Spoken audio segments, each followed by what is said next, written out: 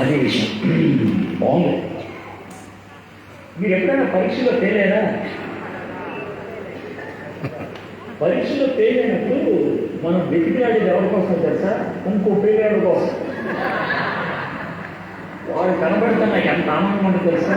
అమ్మాయి అనుకో ఉండాలి కదా. అయితే ఈరోజు నేను కూడా ఒక ఫెయిల్ అయిన వాళ్ళని మీతో మాట్లాడదాం అనుకుంటున్నాను. ఫెయిల్, మనందరం ఫెయిల్ అయ్యే వాళ్ళమే. ఫెయిల్ అయితే ఏమవుతుంది, పోగొట్టుకుంటే ఏమవుతుంది? మనందరం పోగొట్టుకున్న వాళ్ళమే.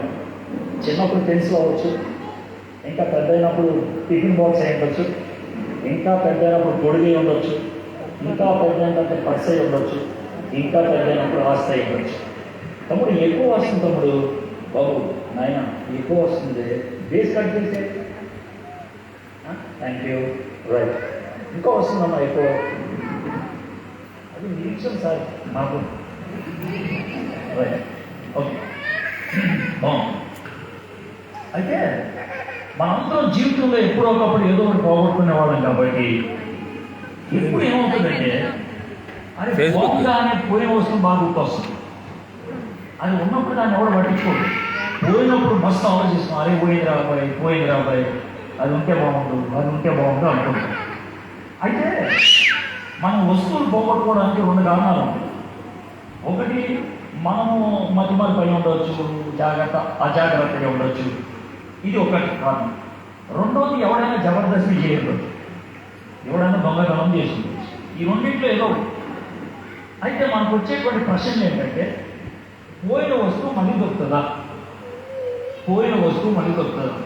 చాలాసార్లు ఏమనుకుంటాను తెలుసా, దొరకదాబాయి ఇక అయిపోయింది ఏం దొరుకుతుంది అని అనుకుంటాం. ఇది మనకు వచ్చినటువంటి ప్రశ్న. అయితే పైసలు పోతే మళ్ళీ సంపాదించవచ్చు, సీటు పోతే మళ్ళీ కొట్టవచ్చు, పరీక్ష పోతే మళ్ళీ రాయొచ్చు. కానీ జిందగీలో కొనోనే అవి పోతే ఇక రావు. ఒక మాట చెప్తాను, కొంతమంది క్యారెక్టర్ను పోగొట్టుకుంటారు. శీలం పెళ్లి కాకముందే ఎవరితోనో పడుతుంది, పోతుంది, అది ఇక మళ్ళీ రాదు. ఏం కాదు. అయితే ఇక్కడ కూర్చున్నటువంటి వాళ్ళు కొంతమంది ఆ టైంలో ఉన్నారు. అయితే నేను వాళ్ళతో మాట్లాడదాం అనుకుంటున్నాను. పోగొట్టుకున్నావా? ఏం చేస్తూ ఉంటుందంటావు? ఇది మరి కొంతమంది ఉన్నారు, జర కారులో గీరులో వచ్చారు ఎక్కువ మంది అన్న. వాళ్ళు ఏమంటారంటే, అన్నా ఒకప్పుడు నేను మస్తు ప్రార్థన చేసేటువంటి, ఇప్పుడు లేదు. ఒకప్పుడు వాక్యం ఎంత ఇన్నటువంటి తెలుసా, అసలు నాకు టైమే తెలిసేది కాదు, ఇప్పుడు అట్లా లేదు. ఒకప్పుడు అధ్యాయాలు బైబిల్ చదువుతున్నాం, ఇప్పుడు ఒక్క వచ్చేం పూర్తి కావడానికి కష్టం అవుతుంది. అంటే ఏమైందంటే భక్తి పోయింది. కొంతమందికి శీలం పోయింది, కొంతమందికి భక్తి పోయింది. అయితే పోయింది మనకు వస్తుందా? మనం రెండు పదాలు ఉపయోగిస్తాం పోయిన వాటి గురించి. ఒకటి, ఇక పోయింది రాదురా అని అనుకుంటాం. ఇంకో పదం ఇంకా గలీజం, దేవుని చిత్తమైతే వస్తుంది రాదు, దేవునికి ఇష్టమైతే వస్తుంది. అయితే నేను ఒక మాట చెప్తున్నాను, దేవుడు మనం పోగొట్టుకున్న ఇష్టానికి ఇష్టపడుతున్నాడు, కానీ మన ప్రయత్నం అంటూ ఉండాలి. మనం ఆయనతో కలిసి చేయాల్సింది ఉండాలి. ఈ దినాన పోగొట్టుకున్న దాన్ని తిరిగి సంపాదించుకోవటం అనే దాని గురించి మాట్లాడుతున్నాం. పోగొట్టుకునేటప్పుడు మనం పోగొట్టుకునేవి కొన్ని ఉంటాయి, అవేంటి? తిరిగి సంపాదించుకునేది ఏంటి? అది పక్కా మనం తెలుసుకుంటాం. మీకు విషయం తెలుసా, బైబిల్లో మొదటి 2 అధ్యాయాలు సృష్టి, అది దేవుడు దునియాను తయారు చేసింది. చివరి 2 అధ్యాయాలు ఉన్నాయి, ప్రకటన 21-22. నూతన భూమిని, నూతన ఆకాశాన్ని ఫిర్సే సృష్టించాడు. మొదట సృష్టించాడు, ఫిర్సే సృష్టించాడు. ఈ మధ్యలో అన్ని తెలుసా రిపేర్ చేయడం, మొత్తం రిపేర్ చేయడం. 1,184 అధ్యాయాలు రిపేరింగే. బైబిల్ దేనికి గొప్పతనం అంటే రిపేరింగ్. అంటే దేవుడు ఒక దుకాణం పెట్టి, ఆ దుకాణం బయట బోర్డు ఉంటుంది, అన్న పోగొట్టుకున్నావా రాదే, అన్న గలీజ్ అయిపోయింది ఆ జీవితం దా, అన్న ఖరాబ్ అయింది ఆ జీవితం రా, అన్న నాశనం అయిపోయావా రా. నేను బోర్డు పెట్టుకున్నది నీకోసమే, నీ మంచోళ్ళ కోసం రాలా, గలీజ్ అయిపోయిన వాళ్ళ కోసం వచ్చాం, ఓడిపోయిన వాళ్ళ కోసం వచ్చాం, పడిపోయిన వాళ్ళ కోసం వచ్చాం, జిందగీ అయిపోయింది అనుకున్న వాళ్ళ కోసం వచ్చాం. ఈరోజు అలాంటి వాళ్ళు ఎవరు ఉంటే కనుక బైబిల్లో గెలి చూద్దాం. బైబిల్లో ఖతర్నాక్ మనుషులంతా పడిపోయిన వాళ్ళు. అబ్రహం పడిపోయింది 2 సార్లు, మోషే 2 సార్లు పడిపోయింది. పడిపోయిన వాళ్ళే ఉన్నాయి. యోన వద్దనుకున్నవాడే, పేతురు 3 సార్లు పారిపోయినవాడే. కానీ దేవుడు వదిలిపెట్టలేదు. వాళ్ళు ఎంటబడ్డాడు, అది నువ్వు కావాలరా అని. ఈరోజు నువ్వు మీటింగ్కి రావడానికి కారణం అదేనండి. ఏది? దేవుడు ఎంటబడబట్టి వచ్చాడు. ఈరోజు దేవుడు నీతో మాట్లాడటానికి ఇష్టపడుతున్నాడు. వాక్యంలో దాన్ని మనం చూడటానికి ప్రయత్నించాలి. ఒకవేళ మనం పరలోకానికి వెళ్ళాం అనుకో, కొత్త కంపెనీలో జాయిన్ అవ్వగానే మనకు ఓరియంటేషన్ ఇస్తారు. ఈయన మేనేజరు, ఈయన సెక్రటరీ, అది పరలోకానికి వెళ్ళగానే మనకు కూడా ఓరియంటేషన్ ఇస్తారు. తుది వేసే ఓరియంటేషన్ ఇస్తారు అనుకో. ఈయన ఆదాం మట్టితో బొమ్మ చేసి ఉప్పుకొని ఉడితే తయారైంది. ఈయన అబ్బ మొట్టమొదటి ప్లాస్టిక్ సర్జరీ ఈయనే పక్కకెళ్ళి బొక్క తీసి తయారు చేసి ఇవి ఒక్కొక్కరు చెప్తా ఉంటాం. అరే ఈయన ఖతర్నాక్ రాబోయి, ఎవడైనా చేప తింటాడు, వీడే చేప తింటాడు. అదే అంట, ఎవడైనా చేప తిని వాసన వాడు రుచి చూస్తాడు. వీడి చేపలో గెలి రుచి చూసేది. ఇది గ్రేట్ గ్రేట్, ఇదేనా యోన. ఇలా ఒక్కొక్క ఆయన గురించి చెప్తాడు. ఈయన మన దోస్తు అబ్రాహం, మన బాగా గిరి దోస్తే ఫ్రెండ్. ఇట్లా చెప్పుకుంటూ వస్తాడు. వచ్చి ఒక ఆయన దగ్గరికి వచ్చి, ఎసా మరి ఈ పరిస్థితి ఏంటి, ఏం చెప్పంటావు భయ, నేను దిగ్గా తుకడా నేను జానే నేను దిగ్గా తుకడా అన్న, ఏందా సరిగా చెప్పు. అవును భయ मेरा दिल का टुकड़ा, मेरा जान దావీదయ్య నా హృదయానుసారం. దావీదు అంటే యేసయ్యకి మస్తు ఇష్టం, దేవునికి బాగా ఇష్టం. పరలోకంలో క్వైర్ ఉంటే క్వైర్ని రాయనే ఉంటాడు. మస్తు పాటలు రాసింది, 106 పాటలు రాసింది. ఆయన రాసిన పాటలకి, ఆయన పాడిన పాటలకి వదిలి కొన్ని చోట్ల పాటలు పాడితే గాళ్ళు తెలుస్తాయి, కొన్ని చోట్ల పాటలు పాడిస్తే మనుషులు రాము చూపుతారు. మనోడు పాటలు పాడితే దెయ్యాలు పారిపోతారు. మరి అంత భయమేస్తూ దెయ్యానికి, లేకపోతే ఏమనుకుందాం అంటారు, మొత్తానికి దెయ్యం కూడా పారిపోతుంది. అంత ఖతర్నాక్ చెయ్యాలి, ఖతర్నాక్. కానీ బైబిల్లో దావీదు గురించి మస్తు రాశారు.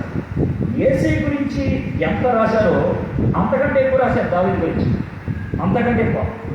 యేసయ్య బాల్యం తర్వాత మళ్ళీ 30 సంవత్సరాల తర్వాత. కానీ దావీదుకి అట్లా రాదు. ప్రతి పేజ్లో కూడా దావీదు గురించి ఉంది మనకి. అబ్రహాంకి మొదట 75 ఏళ్ళు ఏమైందో తెలుసు మనకి. అయితే ఈయనకి మొత్తం ఎవ్రీ స్టేజ్ మనకి తెలుస్తామన్నమాట దావీదు. దేవుడు దావీదు గురించి అంత డీటెయిల్స్ ఇవ్వడానికి ఇష్టపడతాడు. అయితే ఇప్పుడు ఒక మాట చెప్తాను, మనకి తెలుసు దావీదు 4 సార్లు పడిపోయాడు. మనకి తెలుసు దావీదు 4 సార్లు పడిపోయాడు. 4 times. ఆ 4 సార్లు ఎందుకు పడిపోయాడు, ఎలా పడిపోయాడు, పడిపోతే పోయిందాన్ని ఎట్లా తెలుసుకున్నాక ఏం చేశాడు, దేవుడు ఎట్లా సెపరేట్ చేశాడు. ఇది మనం చేసే పని ఈరోజు. సింపుల్ 4. ఈ 4 స్టోరీలు ఒక్క జాగాలు అక్కడక్కడ ఉన్నాయి. ఒక్కొక్కసారి 2-3 అధ్యాయాలు ఉంటాయి. నేను అన్ని సభలు టైం కావాలి కదా, లేక కథ లెక్క చెప్తాను నేను. అందులో ఏమన్నా చెప్తా, 1-2 వచనాలు మాత్రం మీకు చదివిస్తాను, ఎందుకంటే కీలకమైన చోట అంతే. అయితే మీరు ఒక్క పని చేస్తారా మీరు చదువు వచ్చిన వాళ్ళు అంతా చేతులంతా, చదువు వచ్చిన వాళ్ళు అంతా అలాగే ఉంచాలి, అట్లా కొంచెం ఉంచానా జరసేపు ఉంచినా కదా.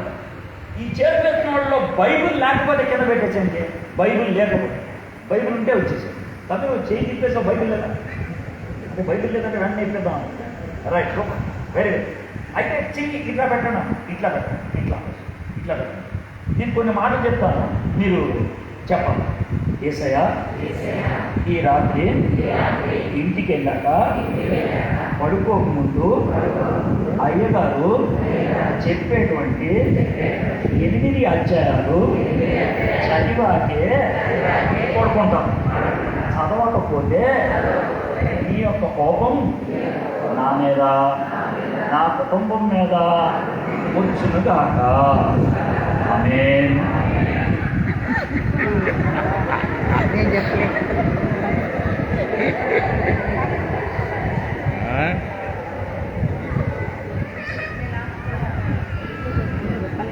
ఇది చేసేది కదా, ఇక మీ ఇష్టం. అదే అదే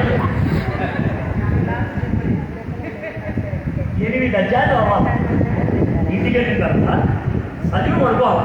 ఇక పడుకోకపోతే ఏమవుతుందో నాకు తెలుసు. అదే అయితే ఒక్క మాట చెప్తాను. ఈ 8 అధ్యాయాల్లో ఏముంటుందో నేను ఒక కథ లెక్క చెప్తాను కాబట్టి మీకు మస్తు హుషారు అనిపిస్తుంది. ఈ అర్థం కాదంటే ఏముండదు. అర్థమవుతుంటే కనుక ఎక్కువ చదవబుద్దు. 8 అధ్యాయాలే ఎంత అర్థం చేసుకోవాల్సింది ఏముండదు నేను చెప్పేస్తాను కాబట్టి 8 అధ్యాయాలు చదవండి పడుకోండి. అవి ఎక్కడెక్కడ ఉంటాయి, ఏం చదవాలి నేను చెప్తాను. అర్థమైనా? అయితే దావీదు స్టోరీ చిన్నప్పటి నుంచి చెప్పుకుంటారు. Story fast. దావీదు చిన్నప్పుడు వాళ్ళ నాన్నకే ఇష్టం లేదు. దావీదు వాళ్ళ నాన్నకే ఇష్టం లేదు. వాళ్ళ నాన్న దావీదుని ఎట్లా చూసేవాడంటే, వీడి నీ కొడుక అంటే అనేవాడు. అని చెప్పరా బాయ్ నీ కొడుక అంటే నా కొడుకలే ఇలా అనేవాడు. అంటే నా కొడుకు అని చెప్పడానికి కూడా ఇష్టపడేవాడు కాదు నాయన. సార్ మీకు ఎట్లా తెలుసు సార్ అంటారు. ఎట్లా తెలుసు అంటే సమయం వచ్చి, అయ్యా మీ ఇంట్లోనే దేవుడు ఒక రాజుని ఏర్పరుస్తాడంట, నీ కొడుకులను అందరినీ ఇక్కడ పెట్టామన్నాడు. దావీదు తప్పించి మిగిలిన వాళ్ళందరూ పెట్టాడు. పెడితే ఒక్కొక్కడి మీద చేయి పెట్టి ప్రారంభం చేస్తున్నాడు. చేస్తే ఏమవ్వట్లా. అప్పుడు శామ్యూయల్ అంటాడు, అన్న ఇంకెవరున్నారంటే ఇంకెవడంటాడు. అది ఆలోచించే ఇంకెవరున్నారు ఉన్నాడే వాడు పరిమాణంలో గొడవలు కాసుకునేటోడు. ఇక వాడు అంటే అని తీసురా అంటే మీకు అర్థమవుతుందా? దావీదుని నా కొడుకు అన్నట్టు నిల్చోబెడతానికి ఇష్టపడదు. చిన్నప్పుడు దావీదు పొజిషన్ అది. నేను ఎందుకు చెప్తానంటే మీలో కొంతమంది ఇట్లా ఫీల్ అయ్యేటోళ్ళు ఉంటారు. ఏమంటే అన్నా మా నాయనకి నేనంటే ఇష్టం లేదన్న, మా అమ్మకి నేనంటే ఇష్టం లేదన్న, నన్ను ఇంట్లో ఎవరు ఇష్టపడరు, నేను వేస్ట్ కానీ అనుకుంటాను. మీరు అలాంటి వాళ్ళు ఉంటే కనుక దావీదు అక్కడి నుంచే వచ్చారు. కాబట్టి నీకు మనకి సెట్ అవుతుంది. దావీదు పెద్దోడే. వాళ్ళ అమ్మ టిఫిన్ క్యారేజ్ ఇచ్చి అన్నోళ్ళకి పంపించింది. అన్నోళ్ళు ఇంత భూమిలో ఉన్నారు. అన్నోళ్ళు ఏమన్నారు సార్, రైట్ ఆ గొర్రెలకి వదిలేసి ఎందుకు వచ్చినావు ఎక్కడికి, ఎందుకు వచ్చావు, ఏం చేద్దామని వచ్చావు అన్నా. లేదన్నా అమ్మ తినిపించింది తీసుకొని బా అన్నాడు. మీకు వచ్చింది తెలుసా, ఆ యుద్ధంలో దావీదే కొలియాడించాడు. కానీ అన్నోళ్ళు ఏమన్నారు, పొడబో అని అన్నారు. తోబుట్టువులు మనల్ని చీకొట్టే వాళ్ళు అవ్వచ్చు. మా అన్నకి నేనంటే ఇష్టం లేదు, మా అక్కకి నేనంటే ఇష్టం లేదు, మా చెల్లెలకి నేనంటే ఇష్టం లేదు, మా అమ్మ నాన్న నన్ను ఇష్టపడు. ఒకవేళ నేను అట్లా అనుకున్నావా? దావీదు అట్లా అంటాడే. సరే ఎప్పుడైతే గొలియాతుని చంపారో అందరూ జయజాలు కొడతాం మొదలుపెట్టారు. సౌలుకి 1 చేయి, దావీదుకి 10 చేయి. సౌలుకి 1000, దావీదుకి 10,000. ఎప్పుడైతే ఎట్లా అంటాడు, ఎప్పటికైనా సరే పుల్లు పుట్టింది బయట. సౌలు పుల్లు పుట్టింది. ఆ పుల్లుతో పాటు కోపంతో పాటు భయం కూడా వచ్చింది. ఎందుకు వచ్చిందన్న అంటారేమో. సరే ఈ రాజే కావాలి, మరి నా కొడుకేం కావాలా, వాడిని నేను పెంచి పోషించా కావాలని రాజు అవ్వాలని.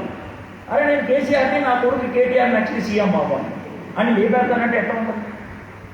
ఇక్కడ పరిస్థితి అదే. మరి నా కొడుకు పరిస్థితి ఏం కావాలి? అందుకే నేను సౌలు ఏమనుకున్నాడంటే దావీదుని చంపేద్దాం అనుకున్నాడు. ఇక చంపడానికి మొదలుపెట్టాడు. దావీదు ఉరుకుతున్నాడు. చాలా దినాలు ఉరికాడు, నెలలు సంవత్సరాలు ఉరికాడు. ఒకసారి ఒక పెద్ద గుహ ఉంటే ఆ గుహలోకి వెళ్ళి దాక్కున్నాడు దావీదు. సౌలు కూడా చిన్నగా అదే గుహలోకి వచ్చాడు. దావీదు ఎక్కడో లోనకి వెళ్ళి నక్కాడు. మనోడు కనబడదు. సౌలు బాగా టయర్డ్ అయిపోయి పడుకుంటాడు. ఈకే అంటారు, ఇలా ఇసి కొడితే కానీ చచ్చిపోతాడు. అది పక్కా పెట్టుకొని పడుకున్నాడు సౌలు. దావీదుకి దోస్తులు ఉంటారు కదా, వాళ్ళు చెప్పారు, అన్నా ఇది దేవుని చిత్తమే, దేవుడే శత్రువు నీ దగ్గర తీసుకొచ్చి పెట్టాడు, వెళ్ళి వేసే కసా అని అంటాడు. అంటే దావీదు వెళ్ళాడు. ఆ ఈట తీసుకున్నాడు, గొడవల సౌల్ని వెళ్ళిపోయాడు. అది ఎదురవే పొడవకుండా వచ్చాడు, నేను చెప్తా అని కబురు పెట్టాడు. అన్నా సౌలన్న నిన్ను చంపాలంటే పెద్ద విషయం కాదు, అయిపోయాడు. కానీ ఒక్క మాట చెప్పంటావా, నువ్వు అభిషేక్తుడి, నువ్వు దేవుని చేత ఏర్పాటు చేయబడ్డావు, నీ జోలికి నేను రాను. దేవుడు చూసుకుంటాడు అని వెళ్ళిపోయాడు. దావీదు అంత ఖతర్నాక్, దావీదు అంత మంచోడు. మనలో చాలామంది మంచిగా కొంతకాలం ఉంటారు. దావీదు కూడా మంచిగా కొంతకాలం ఉన్నాడు.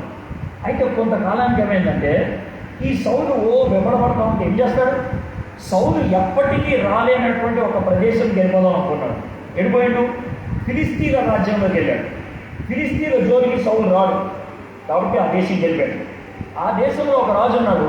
ఆ రాజుగారి పేరు అకీష్. అకీష్ దగ్గరికి వెళ్ళి, అన్న జర నాకు కొంచెం జాగ్రత్త, నీ జోలికి రాలేను, నమ్మకం ఉంటానంటే ఉన్నాడు. అకీష్ అప్పుడప్పుడు దావీద్ని అటు ఇటు చిన్న చిన్న పనులు పంపించేవాడు. అరే వాళ్ళిద్దరు కొట్టుకుంటున్నాను చూడు, అరే వాళ్ళిద్దరు గడబడవుతుంది చూడు అంటే దావీద్ నమ్మకంగా చేసుకొచ్చాడు. అకీష్ అన్నాడు, మేము చాలా నమ్మకంగా ఉన్నాం, ఒక పని చేస్తావా? చెప్పండి అన్న, ఏం చేయమంటావు? ఏం లేదు, నువ్వు నా బాడీ గార్డ్గా పనిచేయాలి. బాడీ గార్డ్ దావీద్ ఒప్పేసుకున్నాడు. అకీష్ అనే రాజుకి బాడీ గార్డ్గా ఉండటాను. అకీష్తో పాటు మిగిలిన ఫిలిస్తీన్ల రాజులు సౌలు మీదకి యుద్ధానికి వెళ్తున్నారు. అప్పుడు దావీదు ఏమంటాడు తెలుసా? అన్న, వాడిని చంపాలని ఎప్పటి నుంచో ఆలోచిస్తున్నానన్న, ఇప్పుడు దొరికింది ఛాన్స్, నన్ను కూడా రాని అని అన్నాడు. పదా అని అన్నాడు. ఫిలిస్తీన్ల రాజులు ముందు వెళ్తారు, వెనకాల దావీదు వస్తున్నాడు. అకీష్తో పాటు మిగిలిన రాజుగారు అకీష్ గారు చెప్పండి, వెనకాల కూడా వస్తున్నాడు వాడు ఎవడు అని అంటే, అవును వాడా, నా బాడీగార్డ్, నమ్మకమే వాడు, అందుకే నా బాడీగార్డ్గా పెట్టుకున్నా, చాలా మంచివాడు, ప్రాణానికి ప్రాణం పెడతాడు, ప్రాణానికి ప్రాణం పెడతాడా, ప్రాణానికి ప్రాణం తీస్తాడు, మనకు అనవసరం, వాడు వద్దు, యుద్ధానికి రావద్దు అని అన్నాడు. అదేంటంటే ఆ ముందు యుద్ధం చేసేవాడు ఎవరు తెలుసా? సౌలు. ఈ వెనకాల వచ్చేవాడు ఎవరు తెలుసా? దావీదు. సౌలు దావీదు ఎవరు తెలుసా? ఇద్దరు ఒకటే జాతి. అక్కడికి వెళ్ళిన తర్వాత ప్లేట్ ఫిరాయిస్తే మనకు అవుట్, వద్దు తీసుకోబో అన్నాడు. ఏం చేయాలో అర్థం కాదు. అప్పుడు అకీష్ వచ్చి దావీదుతో చెప్తాడు, అన్న దావీదు నువ్వు వెళ్ళిపోవాలని. దావీదు బాధపడతాడు, ఏంటి ఎందుకు పంపించేస్తానన్ను, నేనేం చేశాను, నాలో ఏం తప్పు ఉంది అని దావీదు అడుగుతూ ఉన్నాడు. ఆ పరిస్థితుల్లో దావీదు అకీష్తో చెప్పిన మాట ఏంటో మనం చూద్దాం. అయితే మీరు ఫస్ట్ గుర్తుపెట్టుకోవాల్సింది, మొదటి సమయాలు 29-30 2 అధ్యాయాలు. మొదటి సమయాలు 29-30 ఈ 2 అధ్యాయాలు. 8 అధ్యాయాలు కనీసం 10 సార్లు రిపీట్ చేస్తాం. మొదటి సమయాలు 29-30, 29వ అధ్యాయం 30 వచనం అనుకోవద్దు, 29వ అధ్యాయం 30వ అధ్యాయం. అర్థమైంది కదండి? 29లో ఉన్న స్టోరీ ఇప్పుడు దాకా చెప్పేసాం. ఇప్పుడు మనం 30వ అధ్యాయం 29వ అధ్యాయంలో ఒక చిన్న వచనాన్ని మీకు చూపిస్తాం. అకీష్ దావీదుతో అన్నప్పుడు దావీదు అకీష్తో అన్న మాట ఏంటి చూడండి. 29వ అధ్యాయం 8లో వచ్చిన, దావీదు నేనేమి చేసేది, నా ఏలిన వాడొక రాజా, నీ శత్రువులతో యుద్ధము చేయటకై నేను రాకున్నాను, నీ యొద్దకు వచ్చిన దినము నుండి నేటి వరకు నీ దాసునైన నా యందు తప్పేమి కనబడినని అకీష్ని అడిగాను. ఎవ్వరికైనా ఈ మాటలు చదివితే అస్సలేమి మామూలుగానే ఉంటుంది, చాలా మర్యాదగా మాట్లాడాడు కదా, ఇంకేం కావాలి అని అనుకుంటాడు. కానీ ఒక యూదుడు కనుక ఇది చదివితే తప్పుకోలేడు. ఏ వీడు పౌరుషం లేదా, గాజులు దొరుకున్నాడు, వీడు ఏమేస్తున్నాడు, ఏం మాట్లాడతాడు, ఏమన్నాడు తెలుసా? శత్రు రాజు ఫిలిస్తీన్ల రాజుని ఏమని పిలుస్తున్నాడు తెలుసా? నా ఏలిన వాడొక రాజా. ఇదే దావీదు గొలియాతు ముందు నిలబడినప్పుడు ఏమన్నాడు తెలుసా? రే సున్నతి లేనోడా, మా మీద ఏది అప్పుడు వచ్చేది, నిన్ను చంపి నీ మాంసం లేదా పక్షులు వేస్తా జాగ్రత్త అట్లా అన్నాడు. అంత కోపంగా మాట్లాడిన వ్యక్తి ఈరోజు అకీష్ దగ్గరకు వచ్చి, నా ఏలిన వాడొక రాజా, నీ శత్రువులతో, ఇప్పుడు దాకా సౌలు అభిషిక్తుడు, ఇప్పుడు దాకా సౌలు దేవుని చేత ఏర్పరచబడినవాడు, కానీ ఇప్పుడు సౌలు ఏమైపోయాడు? శత్రువు అయిపోయాడు. నీ శత్రువుతో యుద్ధము చేయటకై నేను రాకుండానట్లు నీ వద్దకు వచ్చిన దినము నుండి నేటి వరకు నీ దాసుని, నీ బాంఛన్, నీ కాల్పొక్తానే, అది దావీదు అంటున్నాడు. 2 విషయాలు మనం నేర్చుకోవాలి. చాలాసార్లు మనం ఓపిక పడతాం. కొంతమంది ఏమంటారు తెలుసా? అన్న నేను మనిషిని, ఆకాశంలోకి వెళ్ళి ఊడిపడ్డ దేవతవుతున్నా అనుకున్నావా? నాకు కూడా లిమిట్ ఉంటుందన్నా, నాకు కూడా పరిధి ఉంటుంది, నేను ఎంతకాలం ఓపిక పట్టాలా? మా ఆయన రోజు దంచుతున్నాడు, ఎంతకాలం ఓపిక పట్టాలా? మా ఆవిడ రోజు తిరుగుతుంది, ఎంతకాలం ఓపిక పట్టాలా? నా బాస్ నన్ను రోజు సతాయిస్తున్నాడు, ఎంతకాలం ఓపిక పట్టాలా? ఎంతకాలం? మనతో చాలా మందికి ఈ ప్రశ్న ఉంటుంది, ఎంతకాలం? ఓపిక నశిస్తుంది మనకి. దావీదు కూడా అదే జరిగింది, ఓపిక నశించింది. చట్టం చేతిలోకి తీసుకున్నాడు, దేవుడు చేస్తాడు అన్న పని ఆయనే చేద్దాం అనుకున్నాడు. మనలో చాలామంది ఆ తొందరపాటు అనేది ఉండదు. ఎప్పుడైతే ఆ తొందరపాటు వచ్చిందో, ఎప్పుడైతే దేవుడితో ఉండాల్సిన కనెక్షన్ పోయిందో, జాగ్రత్త వినండి, ఎప్పుడైతే దేవుడితో ఉండాల్సిన కనెక్షన్ పోయిందో, పచ్చి భాషలో చెప్పాలంటే దునియాలో ఎవరి దగ్గరికైనా కాలు పట్టుకుంటాం, కాలు పట్టుకుంటాం. పచ్చి భాషలో చెప్పాలంటే క్రైస్తవులు ఈ దినాన్న ఎమ్మెల్యేల దగ్గరికి, ఎంపీల దగ్గరికి, మినిస్టర్ల దగ్గరికి వెళ్ళి వాడు సంకనాకాల్సిన పని నీకేం పట్టిందిరా? గౌరవించు, నమస్తే అను, గౌరవించు. కానీ ఆడు కాళ్ళు మొక్కాల్సిన పని లేదు మనకి. గౌరవం ఉండాలి, మనకి గౌరవం ఇవ్వాలి. అంతేగాని ఆడు కాళ్ళు పెట్టుకొని బతకాల్సిన పని లేదు మనకి. మనం దేవుడి బిడ్డలు అని కాళ్ళు ఎక్కవేసుకోమంటా, దేవుడి బిడ్డమని సల్యూట్ కొట్టద్దానంట. సల్యూట్ కొట్టు, నమస్తే చెప్పు, కానీ కాళ్ళు పట్టుకోవాల్సిన పని లేదు. వాడి లేకపోతే నా బతుకు లేదు అనాల్సింది లేదు మనకి. లేదు. దావీదు అకీష్ దగ్గరకు వచ్చి నీ దాసుని, నీ బాంచన్ అనే మాట ఎందుకంటున్నాడు? ఎందుకంటే దేవుడితో కనెక్షన్ పోయింది. అది పరిస్థితి. అకీష్ అంటాడు తెలుసా, అన్నా నువ్వు వద్దే, నువ్వు వెళ్ళిపో అని అన్నాడు. దావీదు వెనక్కి వెళ్ళిపోతా ఉన్నాడు, కానీ ఒక్కసారి డిసైడ్ అయ్యాడు కదా వెనకకి వెళ్ళిపోతాడు. ఎలా గుర్తుకోవట్లా? తన దగ్గర కొంతమంది సైనికులు ఉన్నారు, వాళ్ళతో అంటాడు, అన్నా మనం యుద్ధానికి పోదామా? ఇది 30వ అధ్యాయం. యుద్ధానికి పోదామా? పోయారు. వాళ్ళు యుద్ధానికి అంత దూరం వెళ్ళారు. కబురు వచ్చింది, ఏమొచ్చిందో చూద్దాం. 30వ అధ్యాయం 4వ వచనం. 30వ అధ్యాయం 4వ వచనం. దావీదును అతని జనులను పట్టణమునకు వచ్చి అది కాల్చబడి ఉండుటయు, తమ భార్యలను, కుమార్తెలను చెరలోనికి కొనిపోబడి ఉండుటయు చూచి ఇక ఏడ్చుటకు శక్తి లేకపోవునంతగా దగ్గరగా ఏడ్చేది. కావలసిన రాజు యూదుడు మొగోడు ఏడ్చాడు. ఎంత ఏడ్చాడు తెలుసా? ఇక ఏడవడానికి శక్తి లేక. ఎందుకనంటే మొత్తం పోయింది, మొత్తం. ఇక ఏం లేదు, నాకు అంటే ఏం లేదు. భార్య పోయింది, పిల్లలు పోయారు, ఆస్తి పోయింది, ఇల్లు తగలబెట్టేశారు, ఏమి లేదు, మొత్తం పోయింది. David lost everything. దావీదు మొత్తం పోగొట్టుకున్నాడు. ఎందుకు పోగొట్టుకున్నాడు? దేవునితో కనెక్షన్ పోయింది కాబట్టి. ఎందుకు పోగొట్టుకున్నాడు? చట్టం చేతిలోకి తీసుకున్నాడు కాబట్టి. ఎందుకు పోగొట్టుకున్నాడు? శత్రురాజు సంకనాగాడు కాబట్టి. పోగొట్టుకున్నాడు మొత్తం. అయితే అలాంటి పరిస్థితుల్లో చివరిగా మనం చూద్దాం 6వ వచనం. దావీదు మిక్కిలి దుఃఖపడింది, మరియు తమ కుమార్తెలను బట్టి జనులకు అందరికీ ప్రాణము విసిగినందున రాళ్ళు రుబ్బి దావీదుని చంపుదాం రండని వారు చెప్పుకొనగా, చిన్నప్పుడు నాన్న చీకొట్టాడు, కొంచెం పెద్ద అయిన తర్వాత అన్నోడు చీకొట్టాడు, ఇంకొంచెం పెద్ద అయిన తర్వాత శత్రురాజు చంపడానికి సౌలు చంపడానికి ప్రయత్నం చేశాడు. ఇంకొంచెం పెద్ద అయిన తర్వాత ఒక రాజుని ఆశ్రయిస్తే ఆడు చీకొట్టాడు. చివరికి తన చుట్టూ ఉన్న సైనికులు రాళ్ళు తీస్తున్నారు. దావీదు అన్నారా? ఇవ్వడు. ఒంటరి వాడు అయిపోయాడు. ఒక మాట చెప్పండి కదా, జాగ్రత్తగా కొంచెం షాక్ అనిపిస్తుంది. దావీదు ఒంటరితనంలోకి వెళ్ళడానికి ఎవరు కారణమో తెలుసా? దావీదు పాపమే, నీ కారణం అంట. దావీదు పాపం చేశాడు, కానీ దావీదుని ఒంటరితనంలోకి నూకింది ఎవరో తెలుసా? సాక్షాత్తు దేవుడే. ఎందుకు నూకాడో తెలుసా దేవుడు? ఒకే ఒక కారణంతో. దావీదు, నేను నీకు హెల్ప్ చేయాలంటే నువ్వు ఒక పని చేయాలి. దావీదు, నేను నీకు పోయింది ఇవ్వాలంటే నువ్వు ఒక పని చేయాలి. ఏంటో పని? నువ్వు నన్ను అడగాల. నువ్వు నన్ను అడగట్లా, నువ్వు నా దగ్గర రావాలా. నా దగ్గర రావట్లా. నువ్వు నా దగ్గరికి రాకపోతే నేనేం చేయలేను. నువ్వు నన్ను అడగకపోతే నేను ఇయ్యలేను. నేను పెట్టుకున్న కండిషన్ అది. ఇప్పుడు మీటింగ్ అయిన తర్వాత ఇంటికి పోతారు కదా, దిగదరా. ఇంటికి పోతే మీ ఇంట్లో గదులు ఎలా ఉంటాయి? ఇంటికి వెళ్ళగానే తాళం వేయగానే గది ఎలా ఉంటుంది? చీకటి ఉంటుంది. అది ఏం చేస్తారు? లైట్ వేయడానికి ఏం చేస్తారు? స్విచ్ నొక్కుతారు, అంతేగా? స్విచ్ నొక్కితే లైట్ వెలుగు. స్విచ్ నొక్కితే లైట్ వెళ్ళాలని ఎవరు చెప్పండి? నువ్వే పెట్టుకున్నావు. స్విచ్ నొక్కితే లైట్ వెలగాలని నువ్వే పెట్టుకున్నావు అది నువ్వే పెట్టుకున్నావు. నువ్వు అడిగేం కానీ లైట్ వెలగాలని పెట్టుకోవాలా. స్విచ్ నొక్కితే లైట్ వెలగాలా, వద్దనుకుంటే మళ్ళీ స్విచ్ నొక్కితే ఆగిపోవాలా. స్విచ్ నీ చేతిలో ఉంటుంది, లైట్ అక్కడ ఉంటుంది. అక్కడున్న లైట్ వెలగడానికి స్విచ్ నీ చేతిలో పెట్టావు.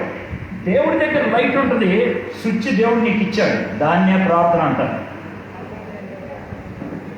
దేవుడి దగ్గర లైట్ ఉంటుంది, స్విచ్ నీ చేతిలో పెట్టాడు. దేవుడు ఏమంటాడు తెలుసా, అన్నా స్విచ్ నీ చేతికి ఇచ్చానే, నొక్కు లైట్ వెలుగుతుంది, నొక్కన్నా లైట్ వెలుగుతుంది. నువ్వు నొక్కకపోతే లైట్ అవ్వలేదు. అర్థమైందా నీకు? దావీదు చేతిలో లైట్ పెట్టాడు, స్విచ్ పెట్టాడు, నొక్కట్లా అన్నాడు. నొక్కకపోతే మరి అది చెప్తున్నాడు, నొక్కట్లా. అందుకని ఏ కాకి చేశాడు, ఇంక ఏ కాకైతే ఏం చేయాలో అర్థం కాక ఏం చేశాడు తెలుసా, రాజుని దావీదును చంపుతాము రండి అని వారు చెప్పు కనుక దావీదు తన దేవుడైన యెహోవాను బట్టి ధైర్యము తెచ్చుకొని చూడు దావీదు ఏం చేయాలో అది చేశాడు. ఏంటంటే చేసింది ఆయన దేవుడి వైపు చూశాడు. ఈరోజు మీలో కొంతమంది దేవుడి వైపు చూస్తే పని అయిపోతుంది. కొంతమందికి, అందరు కాదు, వాళ్ళు ఎవరనేది మనం చివరికి తెలియదు. మీలో కొంతమంది దేవుని వైపు చూస్తే నీ సమస్య పరిష్కారం అవుతుంది. దేవుని వైపు చూడాల, లోకం వైపు చూస్తున్నారు, మీకున్నటువంటి పరిస్థితుల పైన చూస్తా ఉన్నారు. దేవుడు ఏమంటాడు తెలుసా, నా వైపు చూడాలి. దేవుడు ఎలా పరిష్కరిస్తాడో చూస్తాం. దేవుడు ఏమంటాడు తెలుసా, దావీదు భయపడతా, నేనున్నాను నీతో, నువ్వు ఇప్పుడు నా మాటను బట్టి యుద్ధాన్ని పో మొత్తాన్ని చెప్పాడు. అరే మన భార్యని పిల్లల్ని తెచ్చుకుందాం పదని. అన్న ఎడిపోదాం అంటే ఏమో దేవుడు బొమ్మన్నాడు బోధం. ఇక దేవుని మాటను బట్టి పోయాడు. ఎవరి మాటను బట్టి? దేవుని మాట. దేవుని మాటను బట్టి వెళ్తే సహాయం ఎక్కడికి వెళ్ళి వస్తుందో మనకు తెలవదు. సహాయం ఎట్లా వస్తుందో మనకు తెలియదు. ఊహించని పద్ధతుల్లో దేవుడు సహాయం చేస్తాడు. స్టోరీ ఖతర్నాక్ ఉండదన్న, సినిమా లేకుండా ఇది. మనోడు దావీదు పోతా ఉంటే ఎవడో ఒకటి దెబ్బలు తగిలి కింద పడతాడు. యుద్ధానికి వెళ్ళినప్పుడు దెబ్బలు తగిలి పడిపోయిన వాడిని ఎవడు చూడడం. కానీ దావీదు సీరియస్గా చూస్తాడు. పనోడు అరే వాడికి దెబ్బలు తగిలి జర కట్టెలు గిట్టెలు కట్టండి అన్న, ఆగిపోయి వాడికి కట్టెలు గిట్టెలు కట్టి ద్రాక్ష రసం దాగించి, అది నీ పేరేంద్రా, నీ దేవుడు, మీరు ఎవరు అంటే అన్నా నేను అమాలేకుడిని. ఏంద్రా ఇక్కడ పడిపోయి అంటానా, ఈ ముందు ఒక ఊరు ఉందే, ఆ ఊరు మొత్తం దొంగతనం చేసి ఆ ఊరు మొత్తం కబ్జా చేసి తాను తగలబెట్టిపోతున్నాం మేము, దారిలో దెబ్బలు తగిలి పడిపోయినా. ఆ ఊరు ఎవరిది?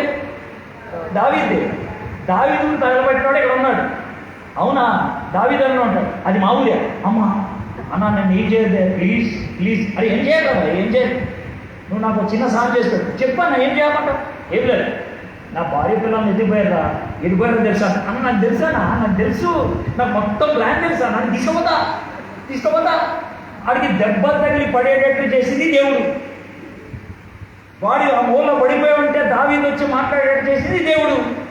వాడికి డైరెక్షన్ చూపించింది దేవుడు. అది చెప్పాడు, అన్న చూపిస్తా అన్నాడు, చూపించాడు. దావీదు యుద్ధం చేశాడు, అమాలేకీని ఓడించాడు. చూడండి 18వ వచనం ఏం జరిగిందో చూద్దాం. 18వ వచనం, ఈలాగు దావీదు అమాలేకీలు దోచుకొని పోయిన దానంతటిని మొత్తమా కొంచెమా, మొత్తం దేవుని వైపు తిరిగాడు. దేవుడు సహాయం చేశాడు, దానికి విధేయత చూపిస్తూ పని చేశాడు. పోయిందంతా వచ్చేసింది. ఫస్ట్ టైం అయిపోయింది. సింపుల్. ఫస్ట్ టైం ఎందుకు కోల్పోయాడు? దేవునితో కనెక్షన్ పోయింది. ఒకటి, ఓపిక నశించింది, చట్టం చేతిలోకి తీసుకున్నాడు, శత్రురాజు సంఖలో చూడాడు. ఇది కారణాలు 4. అందుకు పోయింది. పరిష్కారం ఒక్కటే, ఏం చేయాలైనా దేవుని వైపు చూడాలి, దేవుడు చెప్పింది చేయాలి. ఫస్ట్ టైం అయిపోయింది. ఇప్పుడు సెకండ్ టైం వద్దాం. సెకండ్ టైం ఎక్కడ ఉంటుందంటే మొదటి దినవృత్తాంతములు 13, 14, 15 3 అధ్యాయం 13, 14, 15. ఇది కూడా 1-2 వచనాలు చదువుతాం, కానీ స్టోరీ మొత్తం చెప్తాం. విషయం ఏంటో చూద్దాం. బాగుంది. దావీదు రాజైపోయాడు. ఒక 5-6 సంవత్సరాలు అయింది రాజైపోయి. సింహాసనం మీద కూర్చున్నాడు యెరూషలేములో. బాగుంది, ఆయన ఏదో సీట్ వేసుకొని కూర్చున్నాడు. దేవుడి యొక్క సన్నిధి అంటే వాళ్ళు ఏమని నమ్మేవాళ్ళు అంటే, వాళ్ళకి ఒక మందస్సు ఉండేది. భయ మందస్సు అంటే ఏం చెప్తా, మనకి ఈ సౌండ్ బాక్స్ ఉందే, సౌండ్ బాక్స్ ఎక్కడ ఉండదు, ఒక బాక్స్ డబ్బా, అది తుమ్మ చెక్కతో చేస్తారు డబ్బా. ఆ తుమ్మ చెక్కతో తయారు చేసిన డబ్బాకి పైన కింద రేకు ఉంటుంది, బంగారు రేకు. చూస్తానికి ఎప్పటికైనా బంగారపు డబ్బా లెక్క ఉంటుంది. అవతల యువతల కట్ట ఉంటుంది మొయిటని, దానికి కూడా బంగారంతో చుట్టుతారు. మొత్తం టోటల్ గోల్డ్. ఈ డబ్బాలో 3 ఉంటాయి. ఒకటి మోషే ఇచ్చిన ధర్మశాస్త్రం 10 ఆజ్ఞలు. రెండోది అహరోను వాడిన కర్ర ఉంటుందే కట్టే, ఆ కట్టే. మూడోది చిన్న గిన్నెలో రోజు దేవుడు మన్నా ఇస్తాడే అది. ఆ 3 ఉంటాయి అంతే. ఇక పైన డబ్బా పైన 2 దేవదూతలు ఉంటాయి ఇట్లా, అదంతా రెక్కలిపి. ఈ మధ్యలో సీట్ ఉంటుంది, దాన్ని దయాసింహాసనం, కృపాసింహాసనం ఇలాంటి పదాలు ఉంటాయి, మర్సీ సీట్. దీన్ని దేవుని సన్నిధి అంటారు. అయితే ఈ మందసం లేదా ఎక్కడో ఊరు బయట ఉంది, ఎక్కడో మూలం. దావీదేమో సెంటర్లో కూర్చున్నాడు, బాగానే ఉంటుంది. దావీకి వచ్చిన ఐడియా వచ్చింది. ఐడియా మంచిదే, మంచి ఆలోచన వచ్చింది. అరే నేనేమో సెంటర్లో ఉన్నా, దేవుడేమో ఊరు బయట ఉన్నాడు, దేవుడు కూడా సెంటర్ తీస్తే బాగుంటుంది కదా. ఐడియా మంచిదే, కానీ ఆ ఐడియా వెనకాల గలీజ్ ఆలోచన ఉంటుంది. మనలో కొంతమంది మంచి పనులు చేస్తారు, కానీ వెనకాల గలీజ్ ఆలోచనలు ఉంటాయి. కొన్ని చెప్తాను, నీకు ఉదాహరణ చెప్తే అర్థమవుతుంది మనం చేసే పనులు ఎలా ఉంటాయి, అర్థమైందా? అయితే దావీదు అనుకోండి తెలుసా, యెహోవా మందసాన్ని కనుక తన సీటు పక్కన పెట్టుకున్నాడు అనుకో, ఏది తన ఇంటి పక్కన, మందసం చూడటానికి అందరూ వస్తారు కదా. మందసం చూసిన తర్వాత పక్కన రాజు సలాం కొట్టకుండా పోతారా? అది చెప్పినారు. కాబట్టి పేరు దేవుడిది, లాభం ఎవరిది? మనది. అర్థమైందా? ఇలాంటి గలీజైన బుద్ధులు చాలా ఉంటాయి మనకి. ఎట్లాగంటే ఇప్పుడు నేను ప్రకాశం జిల్లాలో ఒక చర్చికి పోయినాను. అది చాలా పురాతనమైన చర్చ్ అంట, 114 సంవత్సరాలు వెళ్ళి చర్చి కట్టాను. పెద్దది చర్చి వెళ్ళి ఆ చర్చి చాలా ఫోటో తీసుకుందామని ఎటు వెళ్ళి ఫోటో తీసుకున్నా కూడా దాని ముందు ముఖద్వారం అంటుంది, అది అడ్డు వస్తుంది. అది ఎటుకెళ్ళినా కూడా అడ్డు వస్తుంది అనుకున్నాం. సరే ఫోన్లో ముఖద్వారంతో తీద్దామని అంటే దాని మీద ఒక పెద్ద పేరుంది కింద 1983 అని ఉంది. ఆ పాస్టర్ గారిని పిలిచి, సార్ ఈ చర్చి ఏమో 116 సంవత్సరాలు ఉంది, దీని మీదేమో 1983 అన్నాం, ఏందన్నా ఇదేనంటే, అన్న చర్చి కట్టింది మిషనరీలు, ఈ గేటు కట్టింది ఈయన. నీకు అర్థమైందా? ఆ చర్చి ఏమో 10 కోట్లు ఉంటుంది, వీడు తిప్పి కొడితే ₹1,00,000 ఖర్చు పెట్టుకుని ఉంటారు గేటుకి. దాని మీద ఎంత పెద్ద పేరు రాశాడంటే ఎప్పుడప్పుడు తీసినా ఆడి పేరు పడాల్సిందే. అర్థమైందా? ఈ కొంతమంది పాపం ఇండిపెండెంట్ చర్చి పాస్టర్లు ఉంటారే, అన్న మేము చర్చి కడతాం నువ్వు గట్రా, నేను ప్రసంగ చేస్తాను పులిపిట్ ఇస్తాను అంటాడు. ఎందుకు తెలుసా? ఇక్కడ ఆడి పేరు రాసుకుంటాడు ఇక్కడ. ఎందుకంటే ఎవడు కానీ కనపడాలి పేరు. మనం ఫ్యాన్ ఇస్తాం, అది దిక్కుమాల కానీ 16 రోజులు ఉంటుంది. దానికి 3 రెక్కలు ఉంటాయి. ఒక రెక్క మీద ఆడి పేరు, ఇంకో రెక్క మీద ఆ నాన్న పేరు, ఇంకో రెక్క మీద ఆ నాన్న పేరు. ఉండదా లేదా? తెల్ల ఫ్యాన్ 2 అక్షరాలతో ఉంటారు. గలీజ్ ఉంటుంది, గలీజ్. ఏమంటే దేవుడు ఏమన్నాడు తెలుసా, కుడి చేతితో ఇస్తే ఎడం చేతికి తెలియకూడదురా అంటే దునియా మొత్తం. ఇక కొంతమంది ఇంకా గలీజ్ కాళ్ళు ఉంటారు. అడుక్కునే వాడికి క్రిస్మస్ రోజు పుట్టిన డిసెంబర్ 31వ తారీఖు రగ్గులు పంచుతారు. మన ప్రియతమ నాయకుడు పేరు వారికి రగ్గులు పంచుతున్న సందేశం.